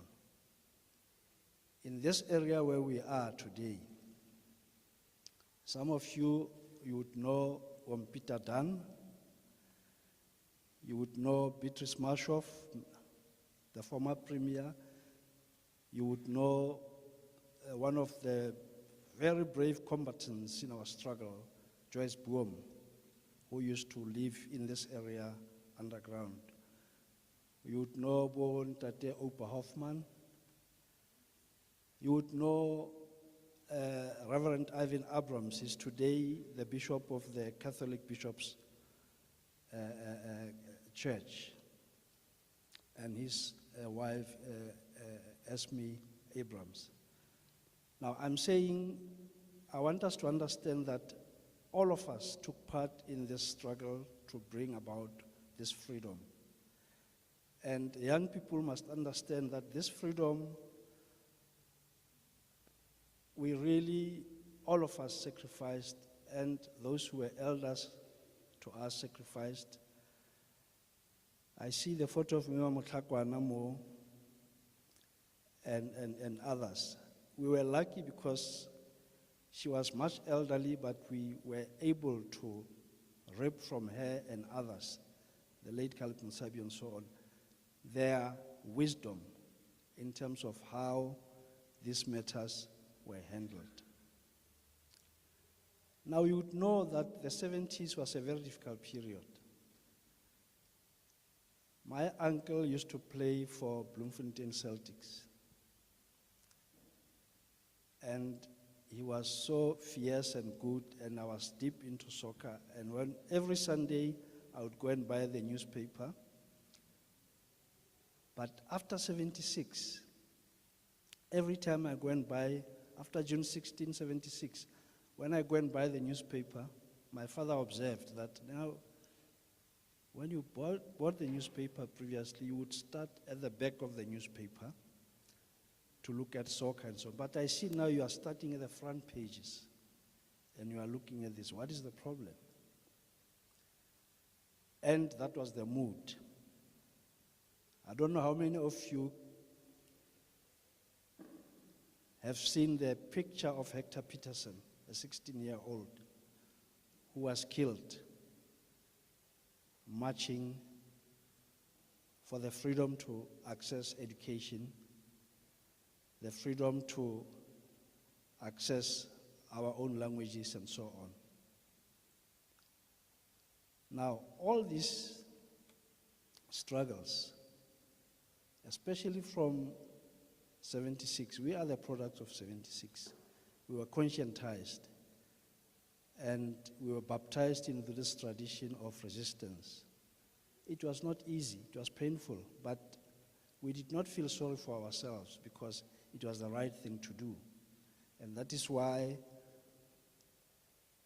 it is not okay to see some of your contemporaries on the margins of the society when they have taken part in ensuring that South Africans, black and white, would one day enjoy their freedom together to build a nation that is cohesive, a nation that is inclusive based on non-racialism, non-sexism, that does not discriminate against people with disabilities, that does not say you are a child, you don't have rights, like apartheid did. In apartheid, all these laws, the rule of law was oppressive. But today, in a democratic dispensation, guided by the Constitution, it is a different ballgame altogether. During apartheid, the parliament made all the laws of apartheid, discrimination, taking people's land. One of the mechanisms that they used to enforce removals of people from their land was through all those acts of the past laws and so on, the trust lands, because now they designated the land to say you belong here, you don't belong here.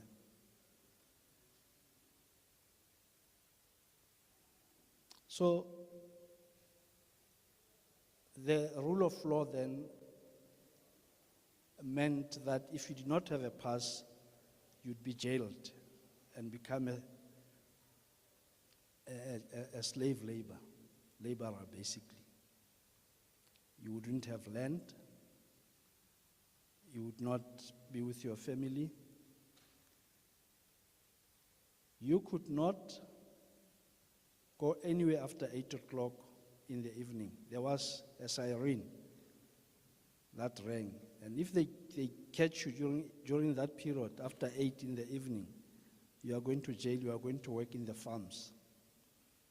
The farms that you are going to work in for free as a slave is probably the land of your own ancestors. So this issue of the land relates directly to all issues that have been raised here. Language. You know, language is critical for social development. And today, we are now in a dispensation that a lot of people sacrificed. People like Buntate Mandela, Walter Sisulu, Oliver Tambo, Caleb Motsabi that you know, Mema Mutlakwana, Ruth First, Joe Slovo. There are a lot of them, black and white people, who said, we cannot afford to have this kind of situation. From this city, we have one of the greatest giants who stood up against oppression and gave up the privileges of being white, the great Bram Fisher. This airport here is named after that combatant, that revolutionary, that person who stood up to fight for all of us. And he died a lonely life as a white person who was privileged. His grandfather was the president of the Orange Free State. His father was a judge. One of the residences in the University of the Free State is named after his grandfather. Now, Bram Fisher used to teach at the night schools here in Bloemfontein. And he says only then was he exposed, when he was teaching black people at night school, to the harsh realities of oppression against the black majority. And that changed his mind. And he took a decision. Very wealthy person, wealthy background. So I want to talk about the values of the Constitution. The values of the Constitution says that we must be democratic, we must be inclusive, we must ensure that our human dignity prevails, we must respect one another so that we continue to sustain this democracy. Now, the rule of law today means when there is a dispute, whether of a civil nature or a criminal nature, we have the courts, and the courts will adjudicate. During apartheid, you could not contest not having a pass. Today, you can be able to express yourself through your rights. That is why we have in Chapter 9 of the Constitution what we call institutions supporting democracy. And these institutions include, amongst others, South African Human Rights Commission. Now, the South African Human Rights Commission, it is the one that monitors whether specifically our socio-economic rights are being implemented. When we talk about socio-economic rights, we talk about access to water, access to health, access to education, basic electricity, and so on. So that we must be able to participate in the economy of the country and benefit as well, so that we can be part of that socio-economic growth. So now, there is a big case, I think it also went to the Constitutional Court, that involved Joseph. It is called the Joseph's case. The other one is called the Mazibuko case. Now, these cases are in the new dispensation. They are in the early 2003, 4, 5, 6, after we had adopted the Constitution. And they involve residents, communities taking the government to courts of laws to say, we want access to water. You cannot just come and cut electricity without noticing us, informing us that this is going to happen. And the courts agrees to say, you must notify people prior to cutting off their services and give them reasonable time if they have to make arrangements and so on. Others include housing. You can't just remove people and say you can't live here, and so you must, provide alternative housing. Now, these are socio-economic rights, and these rights today we are able to access. Today we can protest without necessarily anybody shooting at us. In the 80s, when we protested, we knew that the next weekend we are going to bury one or two or some of our people. But today we can enjoy this freedom. The challenge of today, of our freedom, it's socio-economic marginalization. The majority of the people are excluded from participating in the economy. And from my own perspective, the difficulty in this country pertains to our ability to rattle the financial sector. The indigenous people are not able to access financing from the banks. When you apply for anything to the banks or through the banks, they listen to your accent if they don't see you. They look at your surname, and if it doesn't resonate with what they think they understand and the language that you speak, you become excluded. I have a lot of friends who, when they want to access rental housing and so on, they would go to other friends and say, do it on my behalf, because when I do it, they reject me. I have to speak Afrikaans, for example, and then only then will they accept. Even then, they listen to your accent.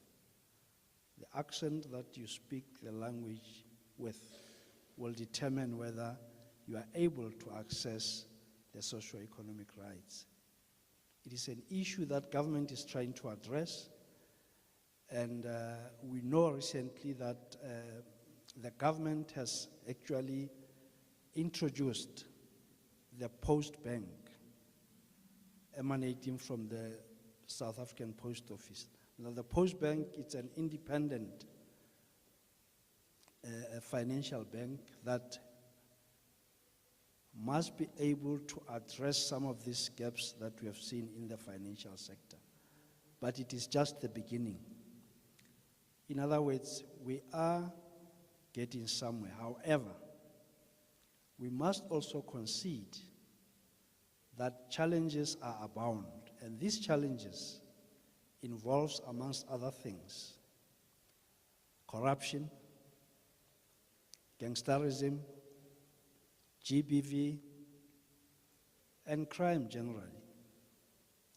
Yes, we know that most of these things happen because of our history, and land is a big issue because there's a lot of informal settlements where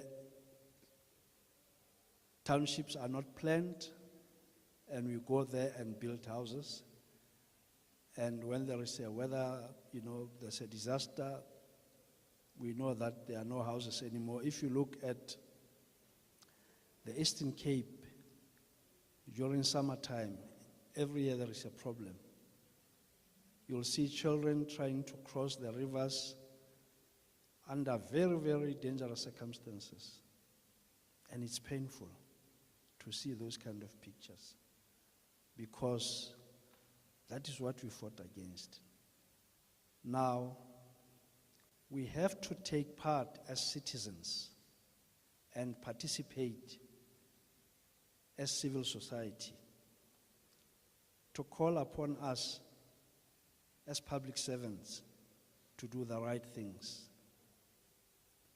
That is why the Public Service Commission was established as a Chapter 9 institution that stands alone to oversee public administration, public service, and so on. Why? Because public services, the delivery of services, can either become a threat or a positive to building society, including ensuring social cohesion, integrating societies, and so on. Because I will challenge you today. You see, identity is a social issue. It's not necessarily a racial issue. Take any South African of any physical appearance that you want to test and ask that person, I want to go and check your DNA composition. You will discover that the composition of these people, we all share a commonality in terms of DNAs. The late president of this country, former President de Klerk,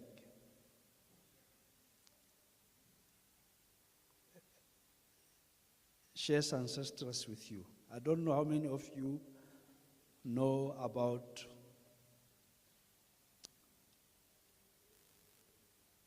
Krotoa and the story of Krotoa.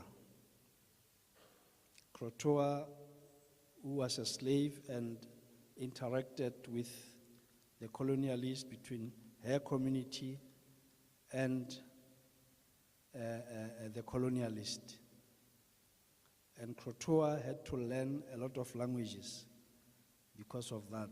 So she would interpret to the Dutch and go back to her communities, and ended up marrying or got married by a colonialist. And children were born then. And the rest is history.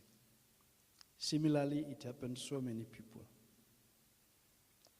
So all I'm saying is that the position of non-racialism suggests that we must talk more about unity in diversity than being divisive within our society, and appreciate all our languages and encourage revival of those languages that have been made to disappear.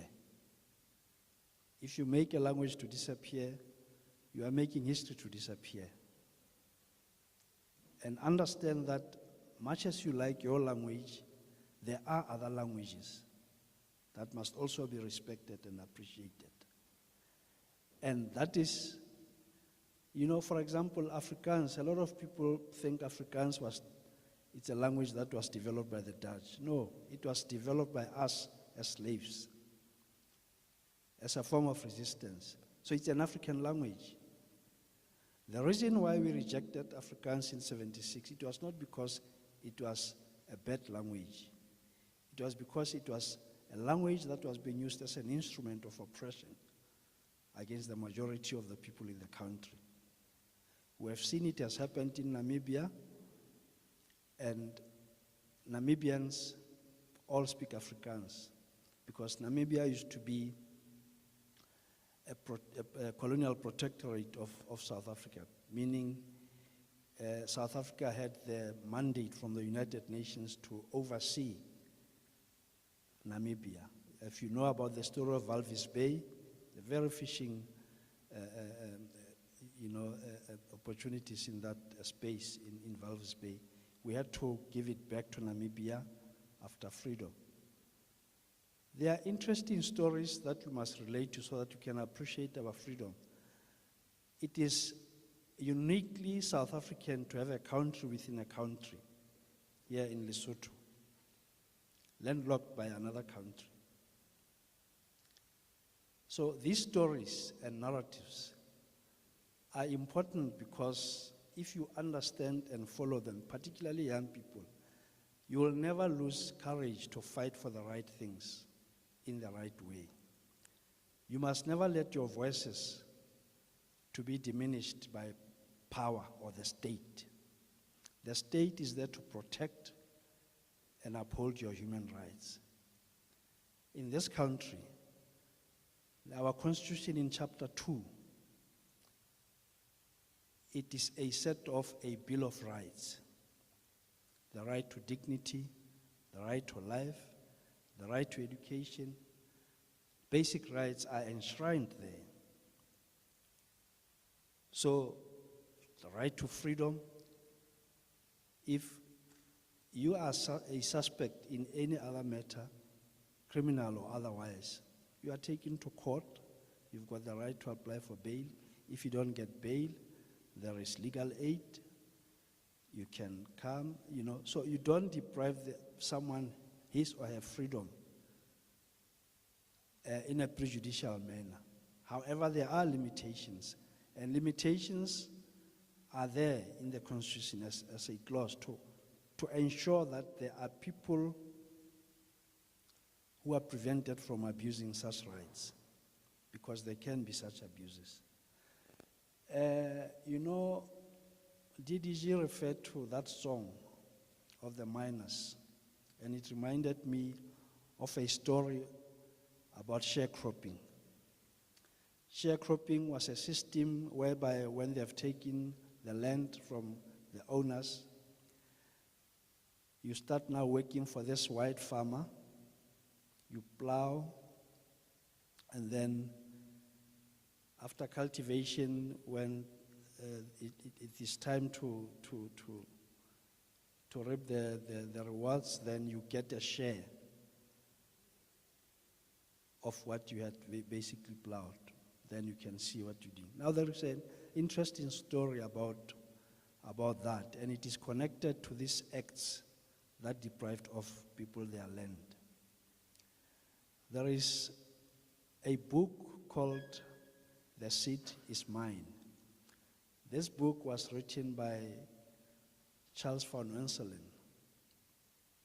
from Wits University. Professor van Onselen is a social historian. And he interviewed Ntate Maine, whose roots were in Lesotho. And he lived in the Western Transvaal, which is today the Northwest. If you know the history of this country, you'd know that previously we had 4 provinces: the Cape, Natal, Transvaal, and the Free State. With the democracy that we have today, we have 9 provinces. And the area that I'm talking about is a province that was born out of 2 provinces, out of the Northern Cape and the Western Transvaal. Today we call it the Northwest. Now around those areas of Klerksdorp, Potchefstroom, and so on, there was a lot of farming taking place. Now Ntate Maine went back to his roots, because we know that people from Lesotho, they are our people, they come from here and all over, including from Botswana. And during the Difakani or Mfekani, depending what you want to call it, they ran away to the mountains for protection. And ultimately, they got a protectorate from the British government, like Botswana and Swaziland. Thaba Nchu tried, but the land was taken, that we are on today. Now, Ntate Maine was not happy for this land deprivation, but he kept plowing and ripping off the rewards. So they asked him, but how do you survive on this land that was taken away from you and you continue to flourish? And his answer was simple. He said, I quote, "The seed is mine, peu ke yaka." So that symbolizes the resilience in the indigenous people to survive through all peaceful means to achieve socio-economic development. And through that, we know that our mothers and fathers who used to work in the mines, who were domestic workers, fought hard to fight for us to access education. And that is why when she speaks about access to education, it is a sore point, because it shouldn't be an issue today. And young people must continue to not only complain, but offer alternative solutions as to how these problems can be tackled, because the future belongs to younger generations. And they must seize the moment and become agents of change in a constructive manner within a developing society like South Africa. South Africa is a developmental state, and you'll hear every time the president speaks, he speaks with passion about constitutional values. He speaks with authority about the achievement that government is really bringing about. We have seen recently in one of the celebrations of this Freedom Month, next door here in Kimberley, some of the Khoi people who were buried overseas were brought back. It may look simple and not in monetary terms, you may not understand it, but that is the soul of a nation. And it means that we are reclaiming our humanity. And this oppression is all over, and it's not only black people who have been oppressed in history, but the oppression of a black person has been the West. From the slavery that took place in Africa to the British Isles and to the Americas, it has been the West. And that is why when she speaks, and when the DDG speaks about these different kind of oppressions, we speak about it as an intersectional manner of oppressions. When it comes to women, specifically black women, she must go and read about intersectionality analysis. There's a woman there who was a slave, a black slave, in the Americas, in the southern plantations, by the name of Sojourner Truth. And Truth, as she was fighting with others, not only her, she came to a point where she felt that we as men were just good at talking and assuming authority, but doing little to support women. And she says, "And I a woman." There's a poem by Sojourner Truth, "And I a woman. When I gave birth to 13 children, and I observed them being taken into slavery, men were just looking, and I a woman. When we eat, I eat as much as I can eat like men, and I a woman. When I work as a slave, I just work as much as a man can work as a slave, and I a woman." What Truth is telling us is that we are all humans, but we are gendered differently. And gender violence is not only men against women. It can happen between people who are gendered the same, much as it is common to people who are gendered differently. It can happen across what we call races. In the non-racial context, we do not recognize race. That is to say, we say non-racial. It is because we take out the race. But I think my time is almost up, and I will wrap up because we become carried away with these kind of things, because I suspect we are the last generation who lived this thing. So it is important that you really take over this this baton from us. I did not cover all the things, but I think I covered what I think was more important for us to share.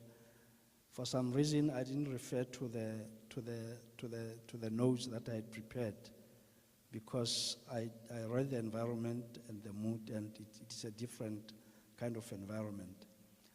But here is the thing, as I conclude, Program Director. The issue of title deeds, it's a very interesting issue. Just try and go to the deeds office when they transfer property, land, and see the history of the land.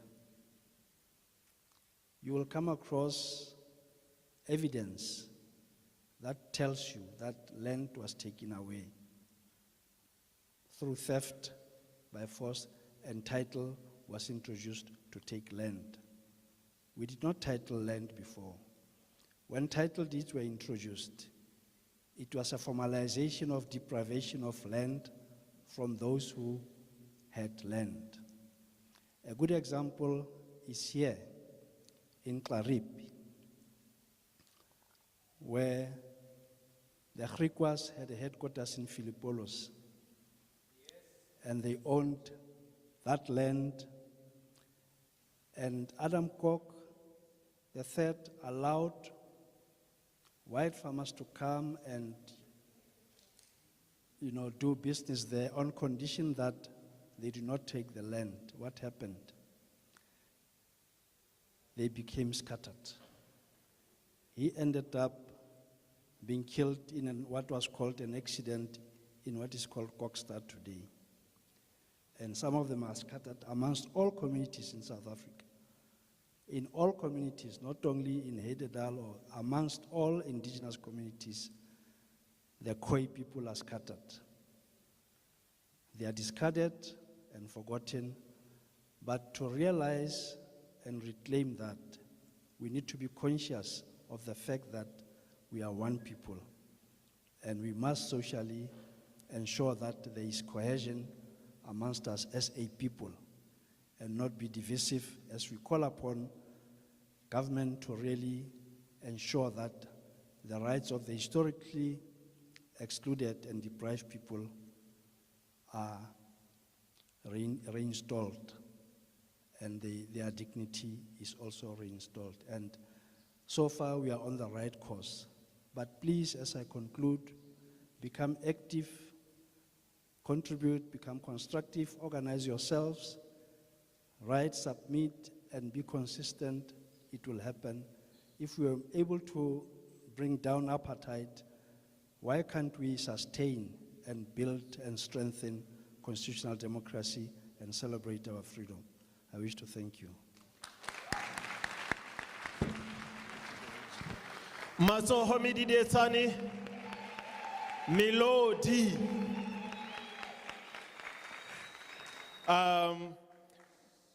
Prof Nekitse ho yena ho na le 30 minutes left impa o laba mo ha o re fa ho re a qete ka potlako. Ladies and gentlemen, we are cold, ne?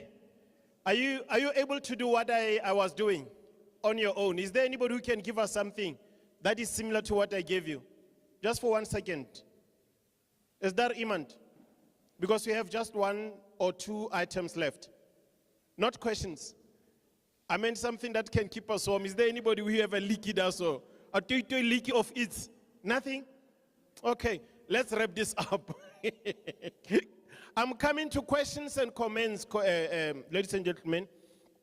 And like I said, that I'm not going to be saying anything, except the fact that the Group Areas Act that has brought us here made us to be afraid of each other. It was there to enhance what they called the soir trefar, that when you think of working in a certain neighborhood, you must be afraid because you must think that they might stab me, they might kill me, they might shoot me. And today we're seeing what we're seeing. Look at the contrast. Look at Alex, if you know where Alex is, and look at Sandton. Look at Cape Town, imizamo yethu, and look at Hout Bay, and see when tourists are there in Cape Town being invited to come and see imizamo yethu. So have we glamorized poverty against the privileged Hout Bay? Just a question. The kind of discussions that we are meant to have instead of the discussions that we want to have. When you watch the news tonight, what kind of news are we watching? Is it our choices? Do you have stories of Heidedal which are effecting change that are covered by TV every night? No. It's a discourse that is chosen for us. And I think we must change that. I think media houses, this is the time where you have to flip the coin to say, we might want to have our stories in different channels. What happens if your work is not commissioned by any TV station? You have your YouTube. There is a man called Chris Q. Khatebe, who has written a feature film called Shut Up, Men Are Talking. As thought-provoking as it is, he chose YouTube for those stories to be seen there. So I think we need to effect change, ladies and gentlemen. And I hope that words that came from our speakers have taught us something and are saying to us, let us keep on, let us not be moedeloos or hopeloos. Prof, I feel for you more than I feel for us. You were there, you have seen it all. I would understand how disappointed you will be when you look at how we decided to trample down on this freedom that you know many have lost their lives for. But I'm sure that the commitment is made that going forward, we're going to make a change. With that being said, ladies and gentlemen, we are coming to the meat of things. Unfortunately, by 2:00, we should have cleared the place because there's a church service that is going to be here, which means we must have cleared the venue long before 2:30. We were supposed to have started at 10 so that by 1 we are ready. We started after 11, it's 1, we are done. Clap hands for me just in advance. Okay, now I'm going to see by show of hands, questions, comments that people have. Yes, I know my brother couldn't wait. I've recognized you're gonna be the first speaker there. We'll take 1, 2, 3. Okay, let's do this, let's do this. Keep hands up, just keep them up. I want you to show me, I want you to take 1, 2, 3. Mama, I'll come back to you, ne, because you have had the time. No, don't worry about the youth. I'll come for you. One speaker must come over here. No, I'm coming. The youth should not have sat on the same side. Okay, I've changed my mind. It will be you, sir, and then the young person. Who is the youth in here? Marielle Lake Almal 48 Mus. Okay, let's first have him. Over to you, sir. Shh. Okay, guys. Yes, I'll come to you. Don't worry. I would just like to start off by recognizing and greeting the traditional leaders in the native tongue, Haite, Gans. And thank you to the program director and the leaders from our various government departments. Thank you for that wonderful speech, Prof. I am a direct descendant of Adam Kok, so thank you for mentioning his name. I would like to start off with the theme. The theme of this, I made a note, let me just quickly, freedom and the rule of law. And I think that'll speak into the National Development Plan of 2030. So it is important that we speak on these issues. And as I stand here, I'm very, very disappointed at where we are. Because I want to speak on something that I think democracy failed the community of Heidedal. And when I said that, I'm referring to two things. The first one is the Heidedal Quarry, because what you see there is something that happened long time ago. There were mining here. People came to mine and they left. And where they are today, the owners of those mines, they are rich, they are settled, they are well sought after financially, but they left a legacy behind. 25 years ago, the first drowning took place of an 11-year-old boy. And ever since then, it was just non-stop. And for 25 years, this community has followed every legal channel, from going to Parliament, to the Public Protector, to Section 9, the Human Rights Commission, to where we stand now. And if we go to that quarry today, nothing has been done. Nothing has been done. I personally have been fighting for 10 years for recognition, just to have the place safe, to safeguard it from national department to provincial departments to local government, and there's no accountability. So in that sense, I'm saying then, when we speak to the theme, in that regard, democracy has failed our community.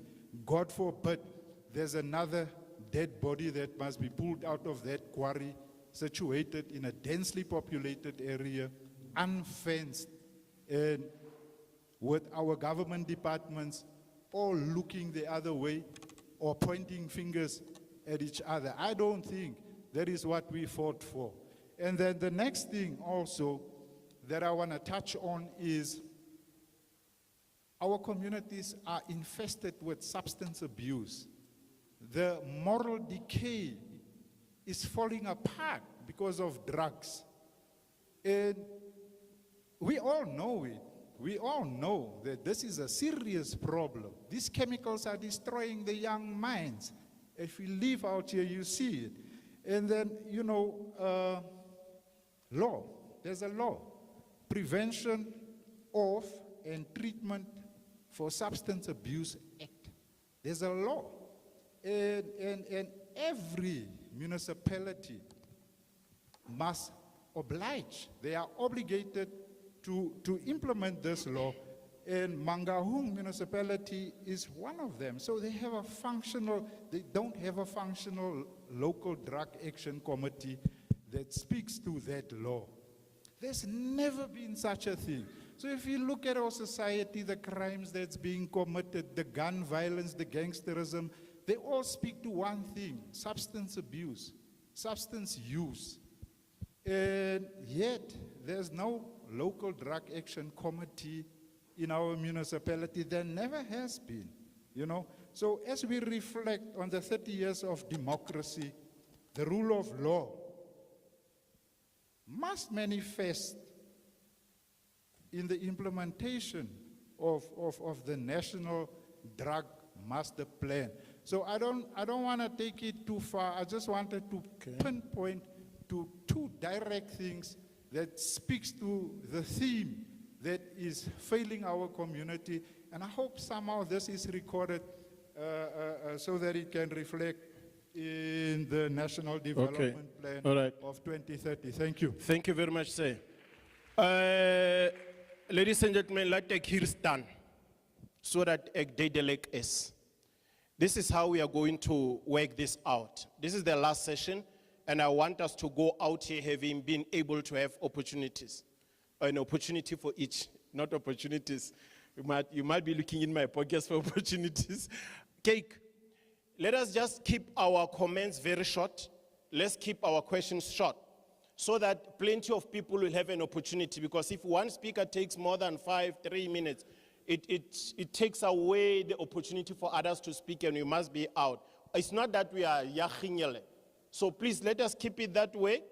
And also remember, as the discussions has allowed, we are not necessarily keeping to say, talk only about freedom and the rule of law swiftly, and in that context, we allowed people to also say, this is what is not sitting well with us, linked to the theme, and sometimes not linked to the theme. So let's have comment, question, move to other speakers, so that when we have time, we are able to come back to you. So in that way, I will, let me just, which one? Okay, yes. I'll come to those hands, I'll come to those hands. Just we keep it short, and then so that we have another opportunity for next rounds of questions. Over to you. The mic is not on. Yeah, just. 1, 2. Langkuka. Yes, yes, yes. Hello, Dumelang. I go by the name of Success. I'm a person living with disability, but I'm not gonna talk about the disability stuff and, because yeah. I'm actually gonna talk about something that affects all of us, because I do believe that we are all one humankind, right? So we lack job opportunities. It doesn't affect disability only. It affects all of us. We need housing, we need job opportunities, we need access to education. Nagile success, I love school so much that kuka bohloko tabeng ya hore ke kgone ho ya sekolong ke lo qetella thuto tsa ka. It affects me so badly. I do have my own company, but it doesn't get any tenders. Now, what is it that the government should do about this thing that are affecting all of us? We have so many people who don't have houses, but yet they're still alive.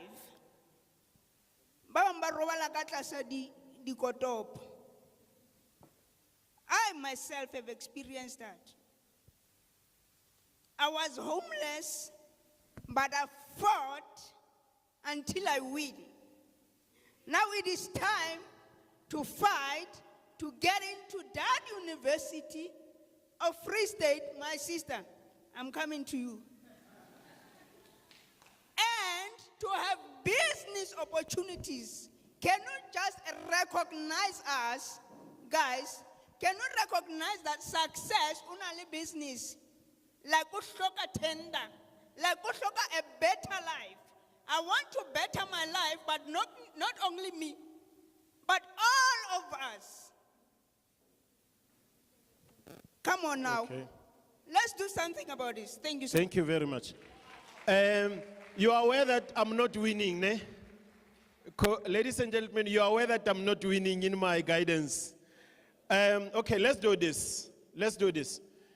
Please sit a little bit, just 2 seconds with me. Normally what we would do, we would get the microphone to where you are, make a point, and then we are done, we move to the second.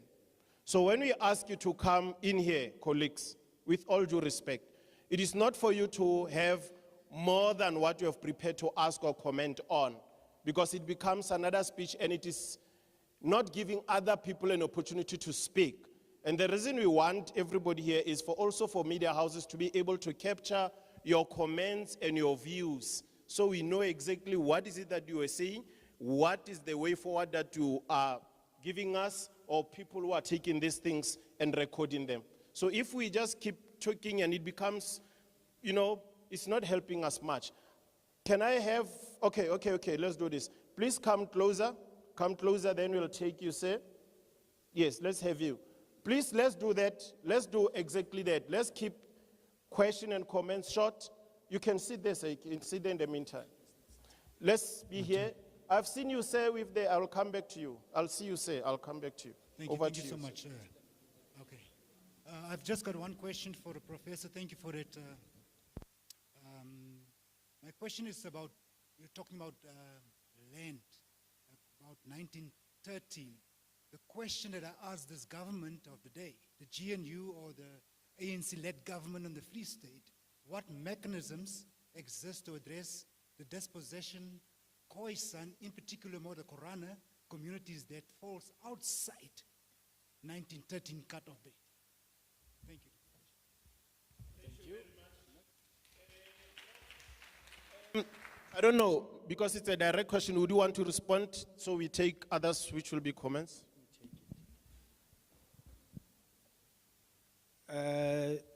Yes, that is why we had to remind one another about the 1913 Land Act and later 1936, because prior to that there was no such.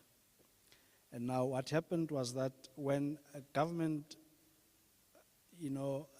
took over, the democratic government came in, there was what is called restitution, land restitution. I had the privilege to work on the land restitution of Senegal and Harry Smith. And during that time when I was doing that research, these kind of questions were coming up. But I just cited an example of Clarip. And if you look at the land issue in this country now, I think we were all excited to get rid of the laws that deprived us of our history and our land. And we focused on those two lands because I showed that in the same year there were anti-pass demonstrations in Bloemfontein in 1913, and there was this Land Act. So you could see that there was resistance, there were a lot of contradictions. But then I think government is reflecting on this issue in the long term, because if it is not addressed, it's going to create problems for us. But I also deliberately talked about title deeds, because if you go to the deeds offices, you will see how some of these lands were transferred even before 1913. And Thaba Nchu is a very good example. Uniquely in this country, after 1913 and 36, black people could not own land. But in Thaba Nchu they did. And they also tried to become a protectorate, they did not succeed. But uniquely they had that land. And when their land was taken away from them, they started by introducing a border here at Sanaspos. This is part of Thaba Nchu. Thaba Nchu was not a town, it was more like a country. So land all the time will become an issue. The challenge with prior to 1913 is that South African communities were very cosmopolitan. You will not find easily a community that was pure this or pure that. Here in Philippolos, with the Griqua, they were mixed, those people. The Korana, Griqua, Tswana, Sotho mainly. So today they are scattered amongst other groups. So it is a difficult one. I'm not too sure how that will be addressed, but we must have a conversation about it. Because if we don't talk about it, one day it will explode. So it's important for us to engage on a conversation to say, this is what we think, this is what we suggest, and can you consider our suggestions? Thank you. Thank you very much, Prof. Sad news. Ke kopa re theole matsoho ba heso, ntshwarele. Taba tse bohloko ke tsena. Ke 25 to 2. Only 25 minutes for that process of clearing and for us to have left. So we're going to try something. It might not work for you, it might work for all of us. But what I'm gonna do now, unfortunately, I'm just going to take two last hands. I'll take this one, I'll take this one, this for two. I can't, no. I agree it's a sad news. So this is what we're gonna do. This is what you're going to do. Immediately after this, we're going to give our speaker to do the upsumming of the session of bringing everything together. After that, before we go out, we're all going to come over here with Ntate Letsatsi, and then you write your comment, not necessarily comments mostly. Okay. So not. Okay, for you not to be rushed, what we're going to do, you will approach Ntate Letsatsi, o tla lefa the email address so that you write your comments and questions, especially comments that are direct, so that you know that you expect answers from Ntate Letsatsi, from authorities, because that is the only way you can do it. I tried my best, my brother. There is nothing much I can do more than this. You know what I can do?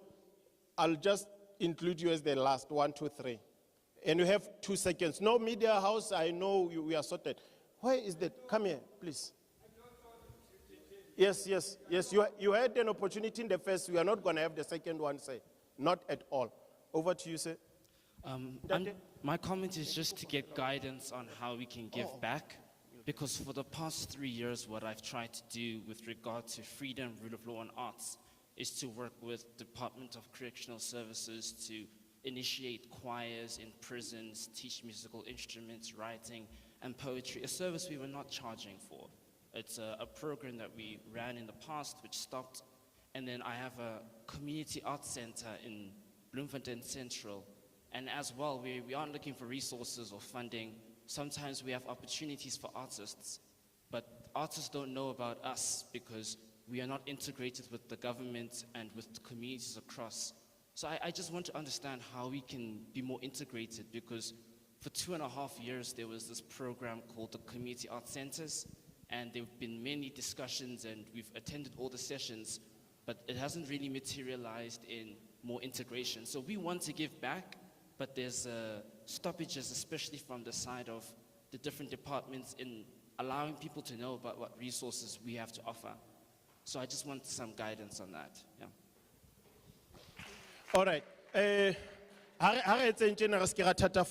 Please, Ntate, take the mic to Ntate here seated. Ha no khona ho tla ka pela rona, colleagues by cameras. Please, we are from where he is at. We trying. Ne? Let us try to see how we can make this work. Over to you, sir. Good day. My name is Moses Muilwa. I reside here in Mangau, Bloemfontein. I'm a person living with disability. I'm very disappointed about the event. Why? Because we as people with disability, we are not really recognized, because it was supposed that we have the person that is doing the sign language. That is number one.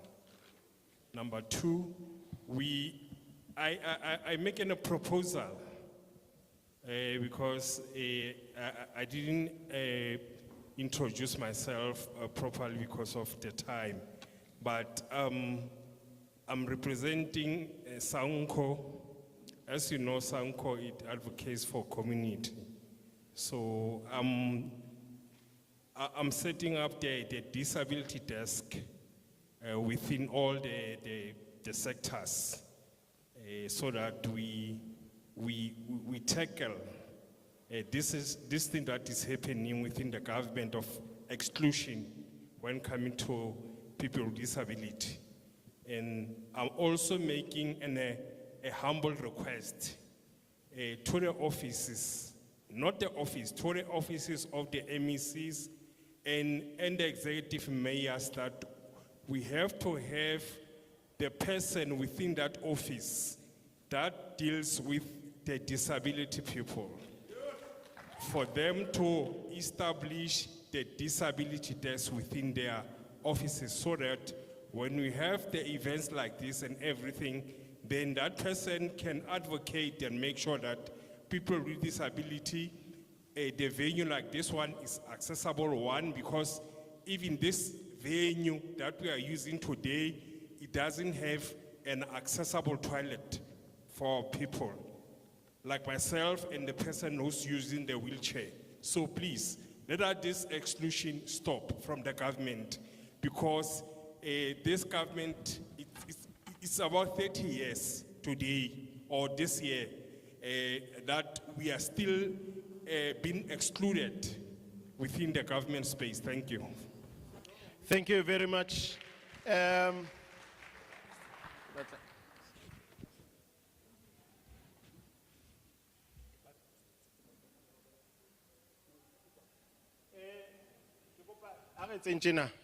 I get what you are trying to do is to ensure that even though it's in a fedil, we still see how we can filter a few others. We'll take you, and then Kitlonka Wena as the last one, say. Okay, don't worry about it. You know I can change my mind, okay? So be with me because I'm still on the time that is not here. I've been given instructions long time ago so that we round off. So I'll change my mind. Just few minutes. Over to you, sir. Thank you so much. Thank you so much. In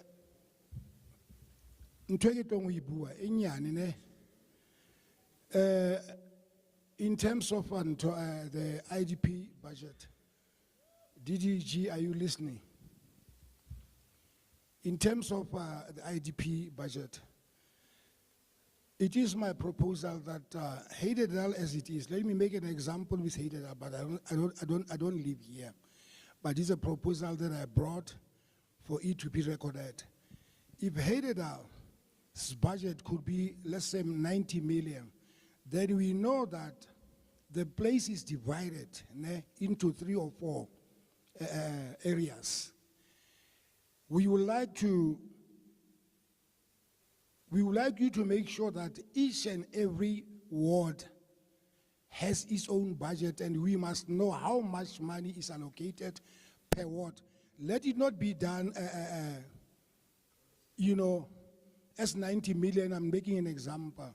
Let it be broken down so that the people of a particular area may be able to know how much money has been used and how much is left.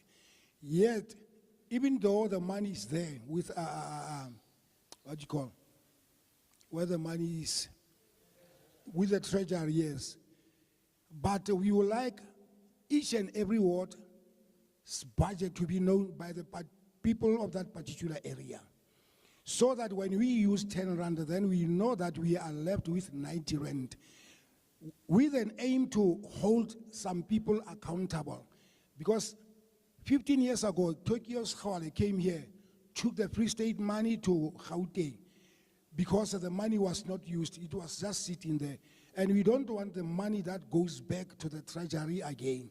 Let the money be utilized of that particular area and let those people know how much money do we have and how much is left. Because the money disappears without a trace. Thank you very much. No, we're going to use that mic. Don't take the mic first. Don't speak first. Just take your mic. There's something I want to say, colleagues. This event has been organized by the Department of Sport, Arts, Culture and Recreation, both at the national level and at the provincial level. They provided the theme, democracy and the rule of law, to speak around there to get your views. But we have also said, because once we have this discussion, it opens up discussions. You can't get people from speaking out. Here is my proposal that I'm going to give Ntate Letsatsi as the key person. Lintate Mini representing the office of the MEC. It seems a lot of things that are coming here are not only confined to the theme that is being discussed today. They are not only about Department of Sport, Arts, Culture and Recreation. It talks infrastructure, it talks health, it talks education and all of this. So it's a humble request, colleagues, maybe you'll have a look at it this way, that the EXCO, through the office of the MEC, through Ntate Mini, to say to MEC, please inform the EXCO to ensure that Heidedal community get an opportunity to have engagement with the EXCO. When I say EXCO, I mean MEC of Health, Education, Sport, seated here where we are. It sounds like a story or a fable, but this is how it must be. It's not going to be a fisticuffs and a lot of noise. We are not children, we are human beings, we are respectable. So that what you are presenting can have a better hearing to the relevant department, and somebody from Treasury must say, yes, the money is there, given to municipality, every ward is allocated this much, this is what is expected, this is when you must participate in the IDP of Heidedal every month or whatever it is. So it's something that I want to allow me to propose and take it further. But we will be taking our last speaker. Sir, you have 1 minute. Over to you. Don't disappoint me. I'll take my mic. Okay, let's give him a hearing. No, let's do that 1 minute. No, thank you very much. Thank you. Protocol observed, especially to the leadership of government, leadership of traditional healers and leaders, may I say. Excuse me for that. Oh, I only have one point of reference, mostly set to the DDG. I think in our language you say, as het pap uitgeskep word, moet jy gaan eet, of moet jy lepel gaan haal. For the people that have attended this meeting, I think there are currently artists here that are available. There are business leaders, or shall I say entrepreneurs, and then the traditional leaders. Why don't we make it task specific? And then we challenge you, DDG, to take our information as entrepreneurs, as artists, and as traditional leaders. Then you work specifically with us in terms of procurement, especially for artists and entrepreneurs. We know that currently there's food that is being served here, there's drinks that have been served here, there's a technical team, there's sound, there's tables. All of these things are procured by government. We have companies that can source those things. Why are we not involved? We have artists that can perform. There are Makufe, and as you said, there's a main event on Monday. Why aren't these artists part and parcel of that main event? For the traditional leaders, as you can see, they are currently working towards paving a way so that we can at least have some sense of dignity, representation, and also history. And they're also pushing the fact that language should be incorporated into schools. Why not then work directly with these people that have availed themselves today in the pouring rain? Because it shows that they have the ability then to lead us. Thank you. Thank you very much, sir. We really appreciate it. Okay. Ladies and gentlemen, let's do this. Let's do this. I have the last 2 items so that we close the program. We're going to invite now somebody who is going to be giving us the summary of proceedings, but plenty of what has been raised here will also be taken aside, and Ndate has recorded some, and I think from media people will also try to see if we cannot get the clip so that whatever has not been captured, we get that. So after this, we will be having the vote of thanks, but let us now please welcome Ms. Samantha Bretz from the Department of Justice and Constitutional Development to give us summary of proceedings.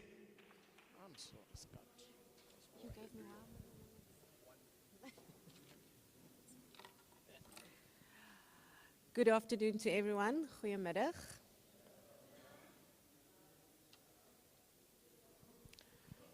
Okay, I was given the task of doing a summary of today's proceedings, but I think you will all agree with me that that is a very difficult task. And the speech of Prof is a very difficult one to match and to summarize into 1 or 2 sentences. So what I've decided to do, and also because my presentation had to be cut very short, what I will do is I will focus on what some of the speakers said and how that links to the Department of Justice and the services that we render. So the speakers spoke about social cohesion and that we should work towards social cohesion and togetherness and equality. But equally so, reference was made to us as a community or society with culture, and that we should preserve that culture because that is what makes us who we are. So when we look at the Department of Justice, you cannot look at the department without recognizing the Constitution.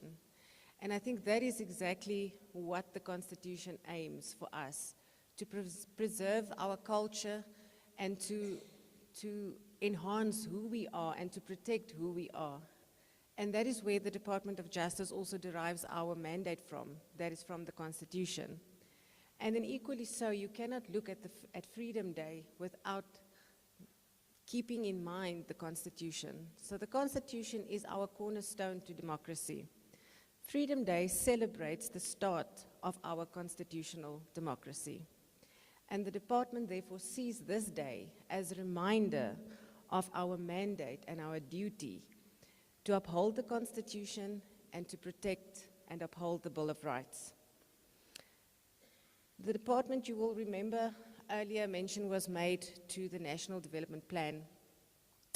So the Department of Justice aligns our work to outcome 3 that speaks to all people in South Africa are and feel safe.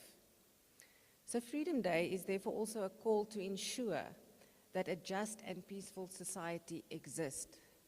But the department cannot do that alone.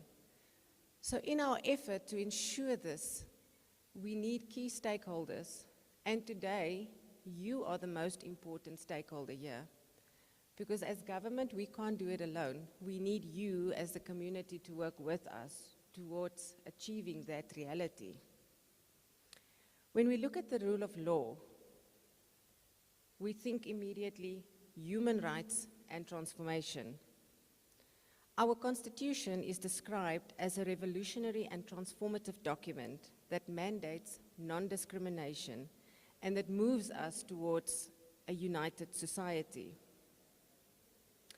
So we must say no to discrimination, no to race discrimination, gender discrimination, and any other discrimination. And we must protect human dignity and equality. And when we say human dignity, it's not just about our culture, but we also speak about the dignity of our women. When we link that to gender-based violence, we must preserve our protection, our dignity as women.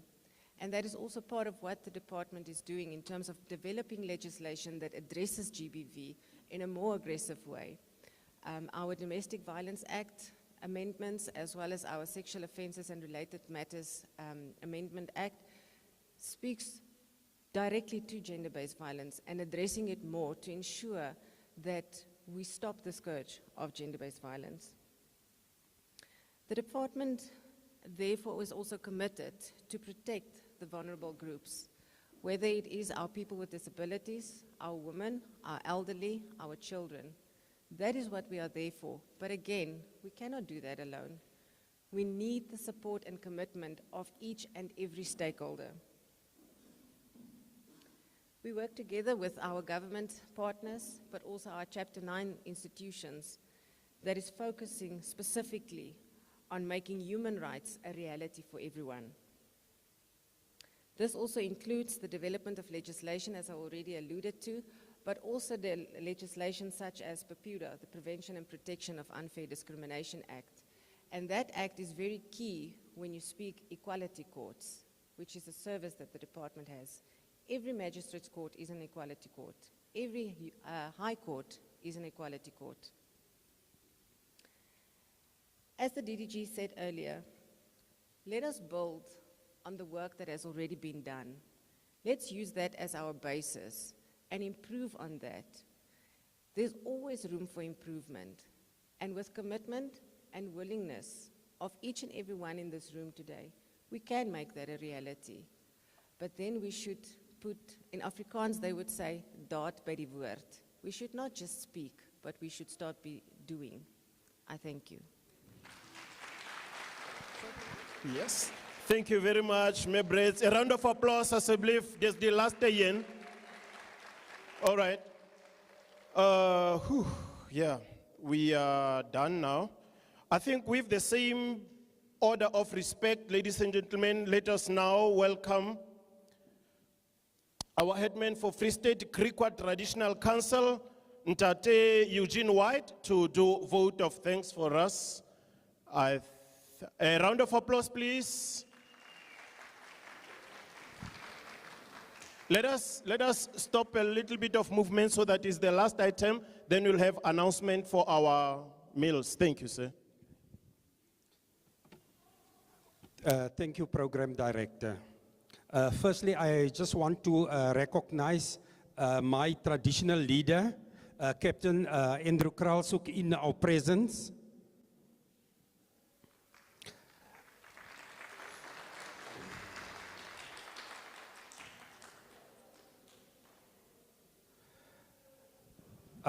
Ladies and gentlemen, dames en here, ek is bly dat julle opgekom het.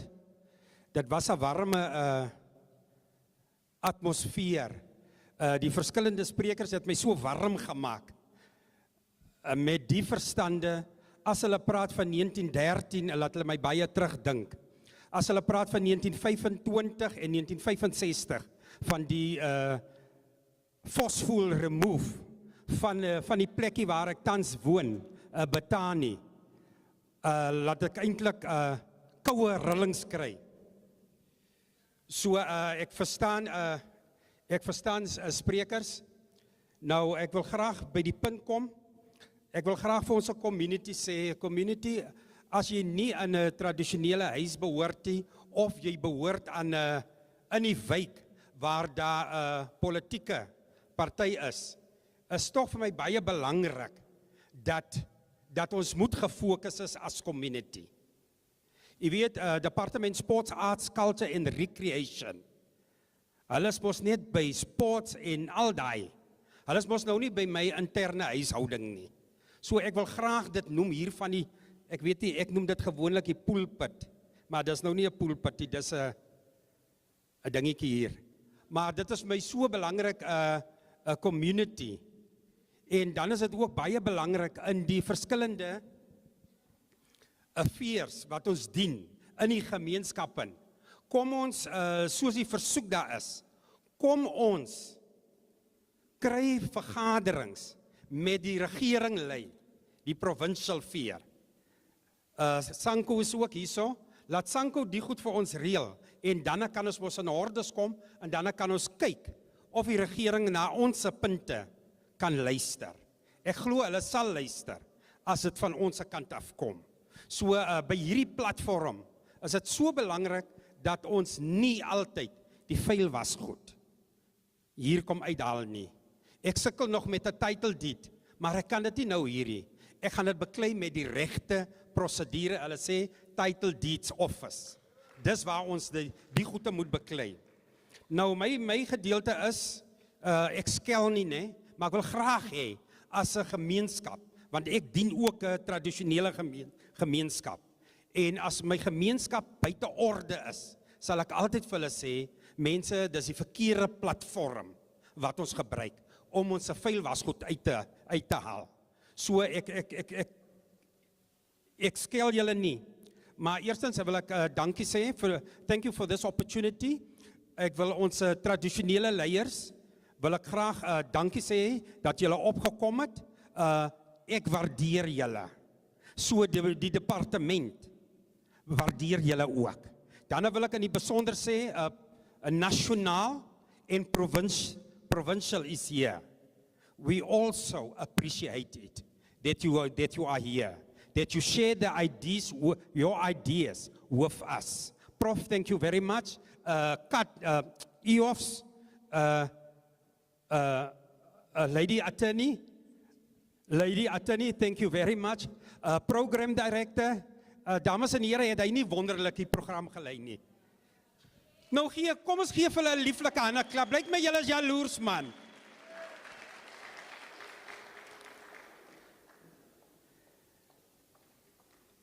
Dan het ons ook hierso die ander vrou, die prokureursjong is advokate. Ek is so Benji, ek is so opgemaak dat ek vandag beskerm word deur regsmense. Jy verstaan? Ek wil ook tog praat man oor ons praat baie keer van disability, né? Okay, ek wil graag hê chairperson van Sanko neem daai punt op man. As daar 'n meeting is, laat ons die mense uitnooi en laat hulle sê wat hulle soek. En dan kan ons mos daarvan werk, né? En ek weet ons sal mos by die regte kantore. Meneer Minnie is hierso. Hy sal daai goed daar, sal hy 'n note maak en sê ek wil eintlik hê jy moet met hom skakel asseblief, sê. You already okay, as alreeds begin.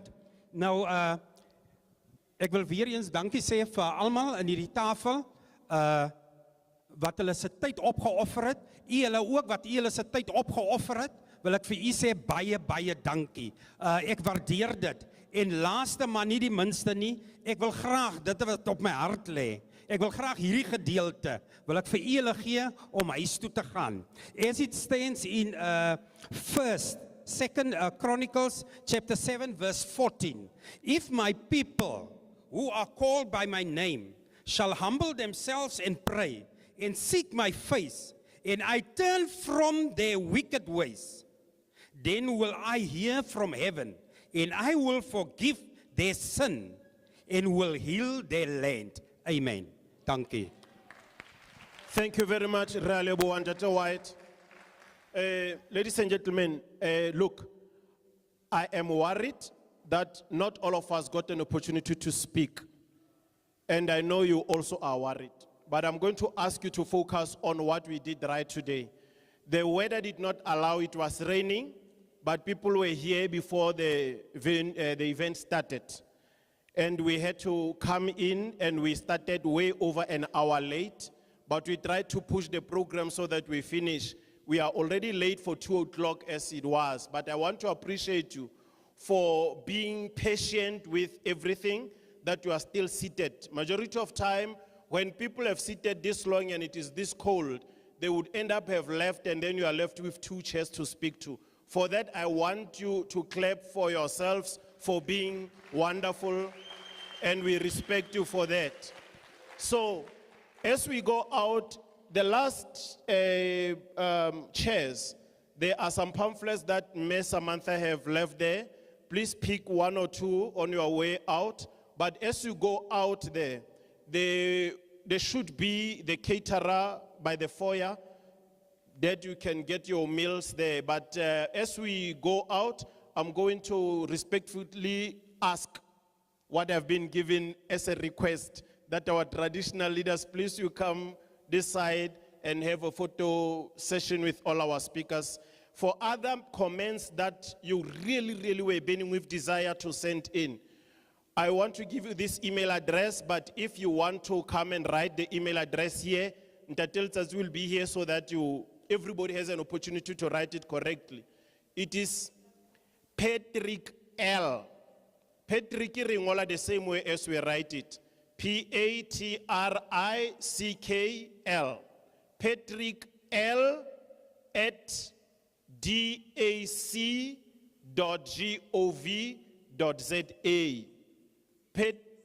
Sorry. DSAC. Okay. Nekiri kiketsa clever, you ask Patrick L at dsac.gov.za. Patrick L at dsac.gov.za. Ma'am, it looks like the procedure changes. Kapa mme o tletse ba hao fela. Bomme, le tletse ba lona fela ke. Oh, okay, thank you. Oh, I thought maybe we should be seated. Thank you very much for your time, ladies and gentlemen. Dankie.